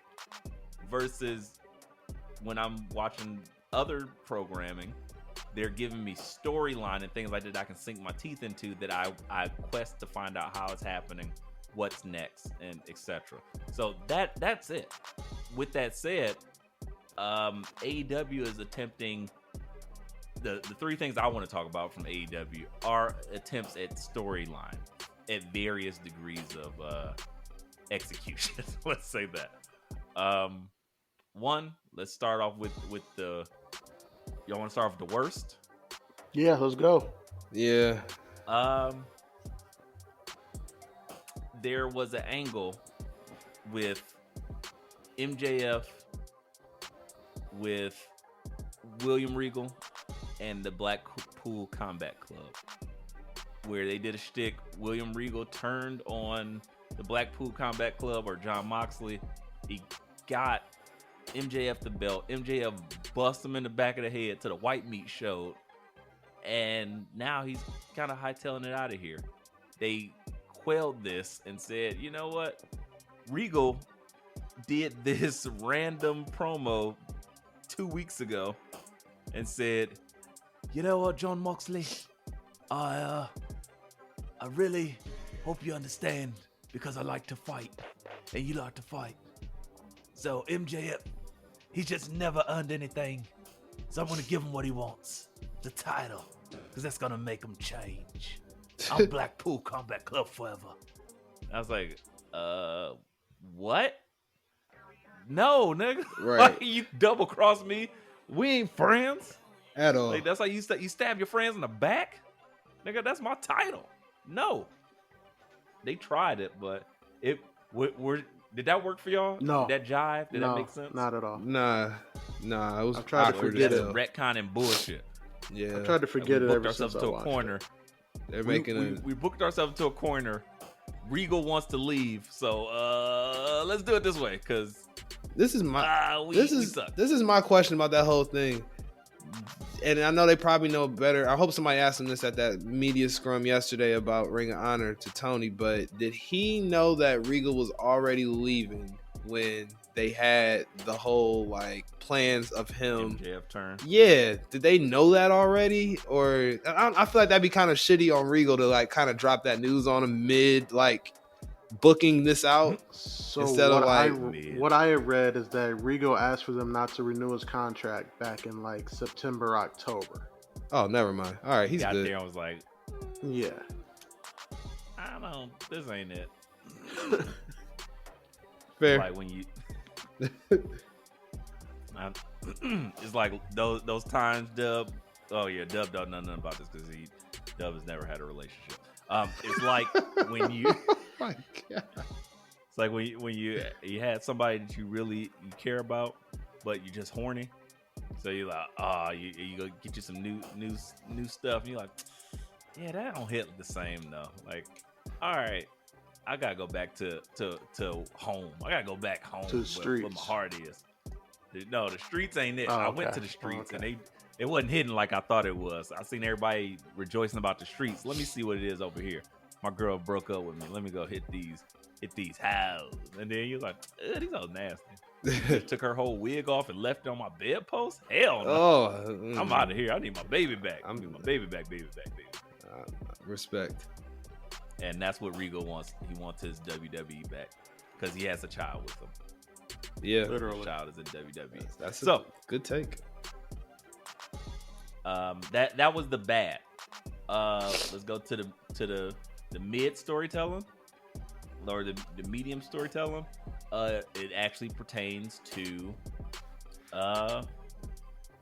this final bout situation. Final battle? Yeah, final battle.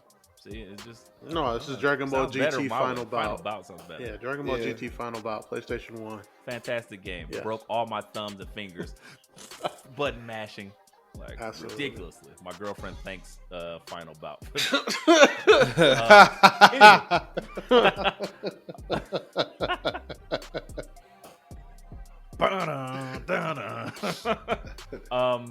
Yeah. Joe versus Darby Allin for the TNT title. Fantastic match.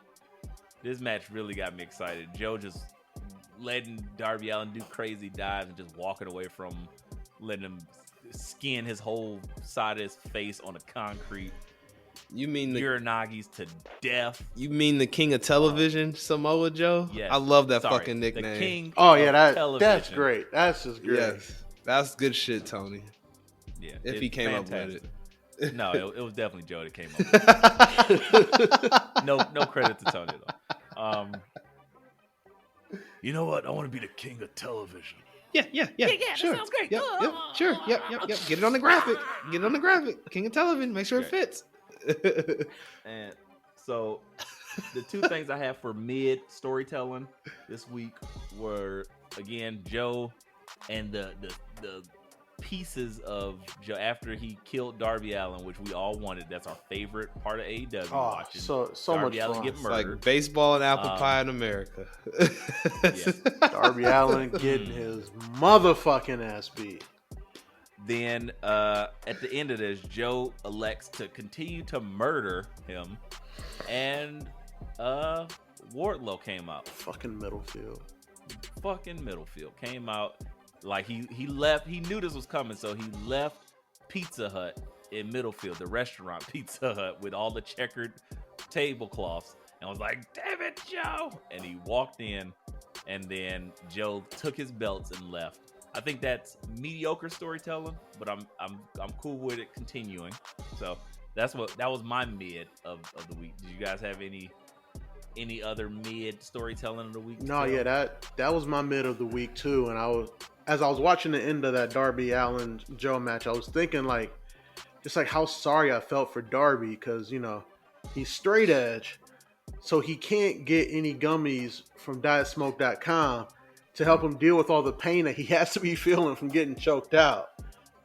Yeah. I don't know if y'all remember, but guys, Diet Smoke is helping us out. They partnering with us, giving us 20% off for using the code Territory for anything off of their website. They got the Delta 9 for BA when he's flying his spaceship missions. They got the Delta 8. Keep them on me every recording now. Thank you, me Diet and Smoke. E-Ray. Man, Beginners. they got THC infused pop, and it is all federally legal. That's right. Hemp derived THC from the Farm Bill, federally legal. And on You get top of 20% the off. pops, they have vaporizer cartridges if you're into vapes. that. They have merch. They have like clothes. They have all sorts of Got it stuff, all. y'all. So they have CBD as well. They have CBD gummies, no THC Yeah, so involved. if you want like all the health benefits of the CBD without the high, as BA pops his 5th Delta 9 gummy of the pod, you can go ahead and go to dietsmoke.com and get you just some CBD gummies just to get the pain Delta relief, 9 the popping anxiety animal. relief, all of that. But remember, when you go to dietsmoke.com to get your federally legal THC products, use the code Territory. And guys, if you guys are tweeting Darby Allin, tell him to do the same and tell him to use the code Territory because he's got a lot more money to spend on it, and he definitely And his needs the back. pain relief His back definitely hurt. because he definitely needs a backiotomy. My back, spinal. And he was I mean, he doesn't need him to get put to sleep. He can just talk crap to Joe again, and Joe will put him back to sleep. But Right. just in case. Hey, Diet Smoke, those gummies hit like a coquina clutch, straight to the jugular. Put you to, I was like, put you to sleep. woo! Oh I'm man. sleeping good in the neighborhood. I woke up like, damn, I feel well rested. Oh yeah. man, let me Those tell you. gummies. For your heavier users, it's a nice little break from when you completely not into your clouds yet. It's a nice little hovering point, if you understand what I'm saying, to my heavy THC users. Cruising altitude. There you go. Yes, you can still operate and be functional. But as we were saying, go check out Diet Smoke. 20% Very off. affordable gummies. 20% off. And they do offer some money guarantees or like Oh free yes, samples. 30 day. Thank you, E-Ray. If you feel dissatisfied with your product, they have a 30-day money back guarantee. And then also, if you've been nervous about trying THC, or you've always just been kind of like, I don't want to be like my face melting off, I gotta do stuff. They send you out a 2-pack of free samples in case you're concerned about that. You got to pay for shipping still, but the actual product is free. And then after that, you use our code Territory, get that 20% off the real pack, all the way good to go. So I had to add that in there for you guys. That sounds like a deal to me. Hell yeah. What else sounds like a deal? Literally, the Acclaimed versus FTR. Man. Guys, that makes it at my top level storytelling of this week. One of. How'd y'all feel about the match? Did it do everything you thought it was gonna do? I need more. Oh. I liked it. What do you mean? I liked it. Explain. I liked it. What more do you need? I need a longer match. I seen a longer match.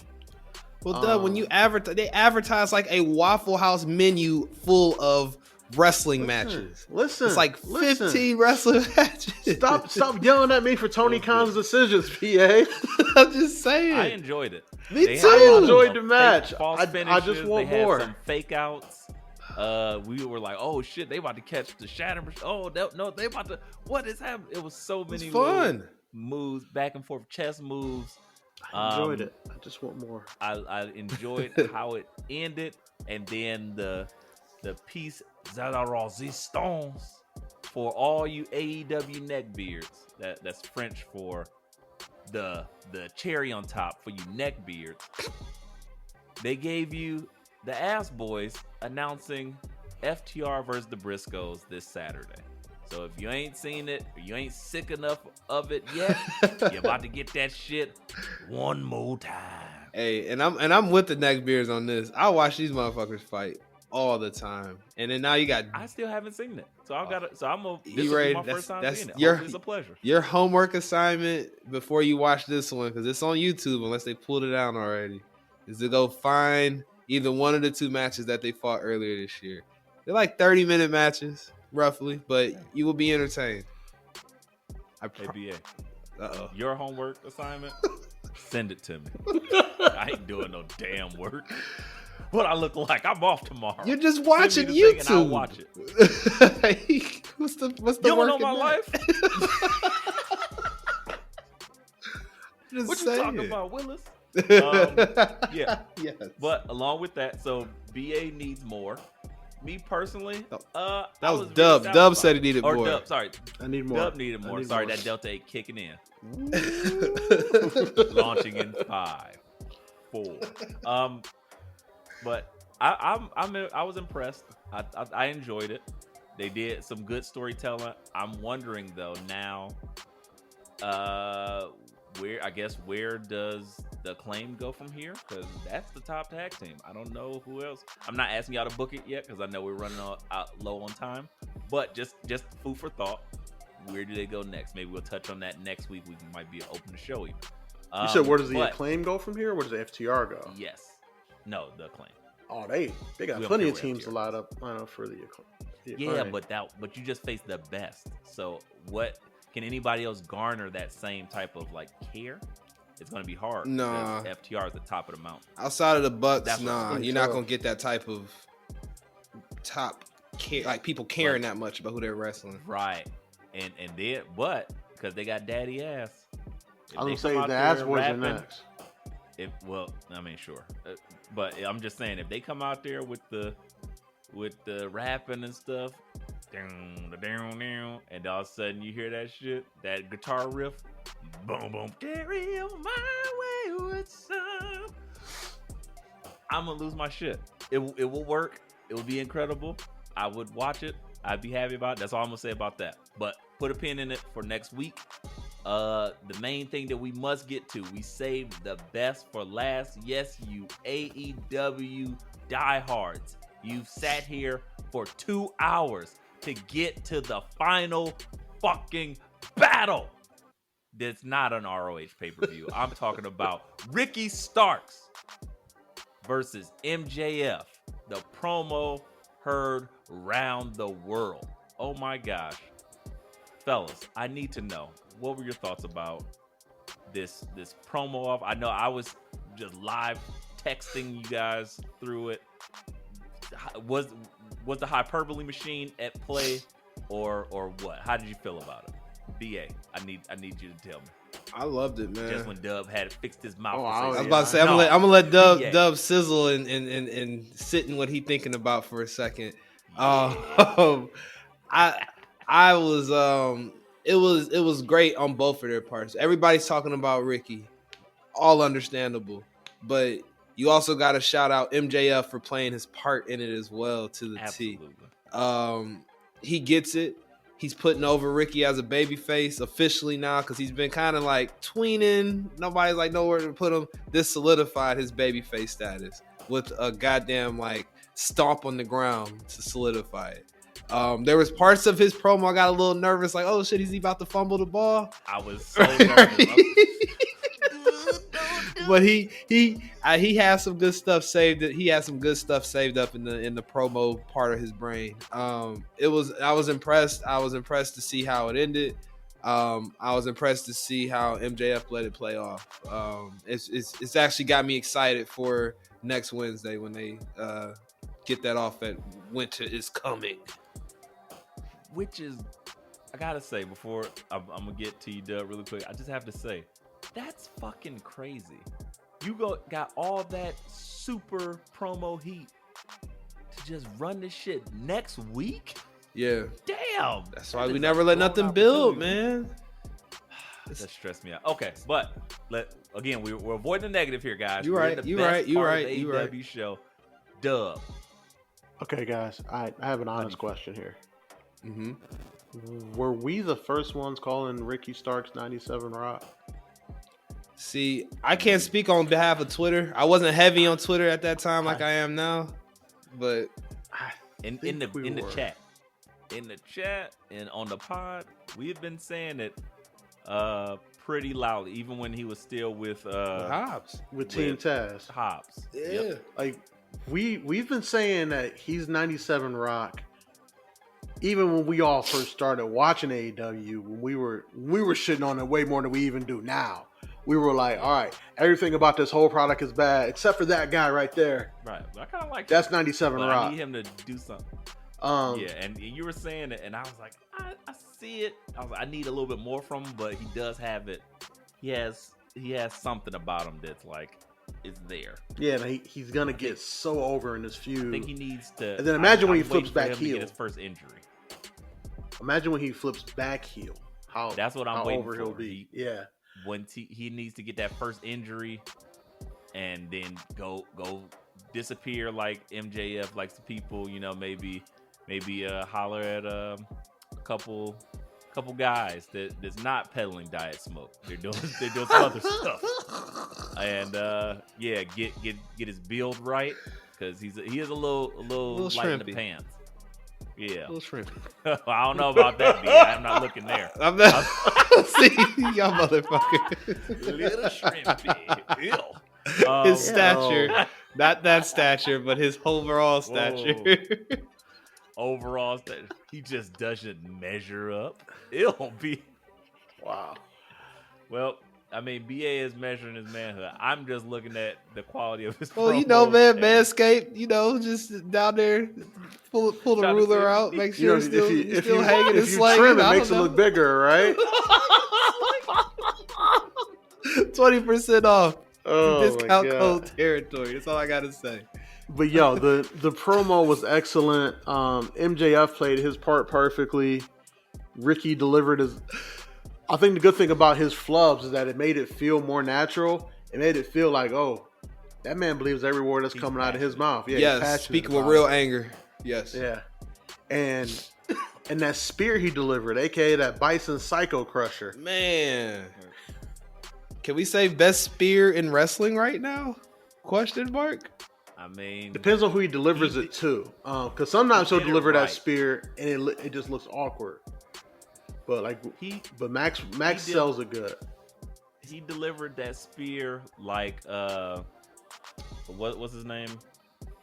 Big Strong Boy dies at the ropes. Oh, Tyler Bate. Tyler Bate. He dies into the ropes before he comes back and hits you one. That's how he spears you, just full on body stretches his whole shoulder out. It was really good. And I gotta retract here really quickly. They did do a little bit more changes. I think the front of the belt, the AEW belt, looks a little bit different with the diamonds encrusted in the triangle. I gotta look at it again, but I do think it looked even more different than it did last week. Yeah, and I'll say because that one, I was like, that didn't do nothing. And then it looks like, okay, they added more than a strap, then they kind of reworking it. So I was like, okay, that looks good. But that already tells me you're not gonna encrust this belt for that. So how's he gonna beat Ricky Starks? But yeah, that promo was fantastic. It got me really excited. That was such a compelling promo.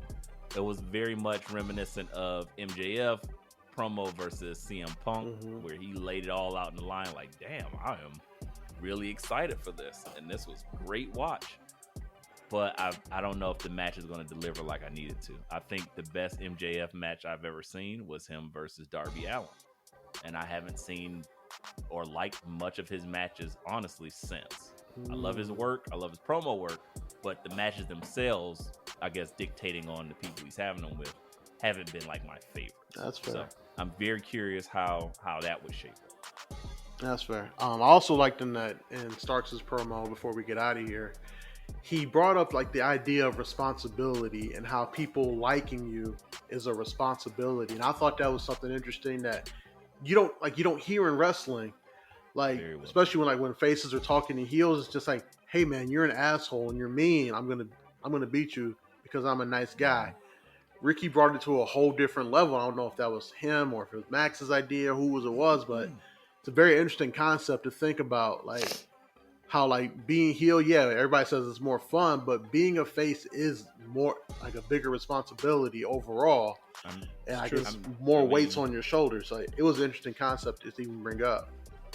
For sure. I.e. John Cena. Yeah. I.e. I mean, honestly, we can talk about Lex Luger. If you watch that doc where they were parading Luger around, he was going on the bus trip, and it's like Luger just didn't look happy. Like they're parading around like the all-American man that's so strong and stuff, but he's on this bus and he's unhappy in the fans, and he's just like fake smiling and like giving shit, and clearly everybody realized like, we don't like you. Like we like your character, but we don't like you, and you're not selling the character because you're not this character. This ain't exactly. you. So you need more people. Even Bailey. Bailey was like beloved, and like Bailey could do no wrong. Everybody loved Bailey. She had the audience crying for like her victories and her losses. In that crazy NXT run going against Nia Jax, and then when she finally lost to Asuka after like a year or so. So it's definitely he hit some great points with the responsibility, and even Regal kind of mentioned that like that was, I'm giving you this title because you talk the shit, you want to be on the top of the mountain. Now this is the responsibility for being the top guy. Good luck with that, because everybody else who's held this belt realize what it means to be a champion, and they are this guy. You're a young dude, and you're young in the champion. So that's the one thing that did make sense out of that crazy shenanigans that Regal was mashed together. I was like, okay, well, that's good. And then Ricky starts saying, I'm gonna take that responsibility off of you, and I was like, wow, what a electric promo. But guys, I think we said it all. We laid it all on the table. Said a lot. We dropped the mic like Ricky Starks. If you want to spear me, BA, you gotta walk down here to give me. You can't drive. You can't. I'm gonna walk my ass from Cleveland to Dallas and spear you out your shoes, just like MJF got speared for that shrimpy comment. But yes, no. Yep, there you go. Well, guys, tell them where they can find you.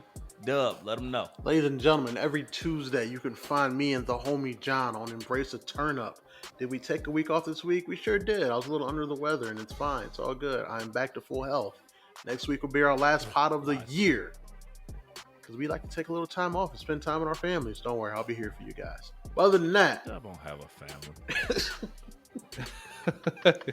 Streets. I just emerged from the streets, into the streets I return. Right. I'm like Swamp Thing. I'm the street thing. Street thing. I was just gonna say Weebay from The Wire, but sure. It's Dub is street Street thing. thing. Dub is called street meat. Oh, but Like, I'm hungry. It's late. I don't need to eat healthy. Let me hit up street meat. That's Dub. that just come out of nowhere. 3 tacos for $10. Dub. Oh yeah. And from there, once he came, he shall return. But all right, guys. On socials, if you're looking for me, ADUB1220 on IG, on Twitter, go ahead, hit that follow button. I promise you I will fuck up your algorithm, and you will thank me for it. Yeah, you will. I'm trying to get our wrestling one right. Anyways. Well, I'll be seeing who you be engaging with, BA. Yeah, you're not working that hard. It ain't no coincidence. Anyway, speaking of algorithms, BA, let them know where they can find you when he's not dropping racist bombs all over the place. Racism. Well, you cannot find me anywhere personally, unless I show you my face through our Twitter pod for Let Me Book Pod. The Twitter handle is Let Me Book Pod for the most almightiest, most influential podcast on the planet. We got some pay-per-views, pay-per-view and a premium live event this weekend. Not smacking his brain. Right. We got pay-per-views. Right. We got these things. That's our These that we things see going that on. are right. All these things thangin', but no, you will not catch me live tweeting this weekend because BA is gonna be traveling to Chicago to do the family man thing, taking my kids to see Bluey this weekend in Chicago. Like it as a family guy. Oh yeah, so I'll be in full dad I might have and to do a handle husband mode. takeover if I'm off. I might do a handle. Yeah, I was about to say I'll pass the Jump ball. on. I'll pass the ball to E-Ray and put the disclaimer out there as a tweet. Like every tweet from here on out at E-Ray. Every tweet from here on out is full of light skin energy. Right, for real. Right, but It's him, Timberland. but that's where you can and Tim cannot. Jones. That's where you can and cannot find me. At E-Ray. All right, Where can we find you at, And- my friend? guys, I'm all over the place, but when you Facts. really want to find me, and I'm not getting my face and other body parts drawn by AI creators like everyone else is, because all my pictures look exactly like me, go check out my Instagram. It's E_RAY_ the bad guy. All types of hilarity, ridiculousness, and more things I like to kind of share with the fellas, as well as the Let Me Book Instagram handle. Also, you can find me at Inaudible Ruckus every Saturday releasing. You can take a listen to us there. If you like the ridiculousness that I bring to this podcast, it's that much there, but times a billion, because we're not just talking about wrestling, even though clearly I can never not just talk about other things while we're doing a wrestling pod here. And then the Twitter sphere, you can find me at E_RAY the hipster on the Twitter. There I'm usually just doing ridiculous things like tweeting hilarity, very random gifs about gifs. Any weigh in on that? Gifs. I'm gonna go with gifs. Yeah, random gifs of things either wrestling related or just inappropriateness, because that's what my life is about, a blend of two worlds. But other than that, guys, thank you for listening. Please go get you some Manscaped products using that promo code Territory, 20% off, free shipping. Go ahead and check you out some Diet Smoke gummies. Check out the Diet Smoke, what should we call it? Like, delicious. The drinks. Cola elixir. Yes, they're drinks. All their drinks that'll elevate your consciousness. Check out all their federally legal THC and CBD products and merch. Absolutely. And get 20% off and free shipping with code Territory. Other than that, guys, as Dub loves to say when he's not constipated, too sweet me when you see me. Everything is wrestling, and allow the madness that is the Territory to wash over you. Yeah. We're out.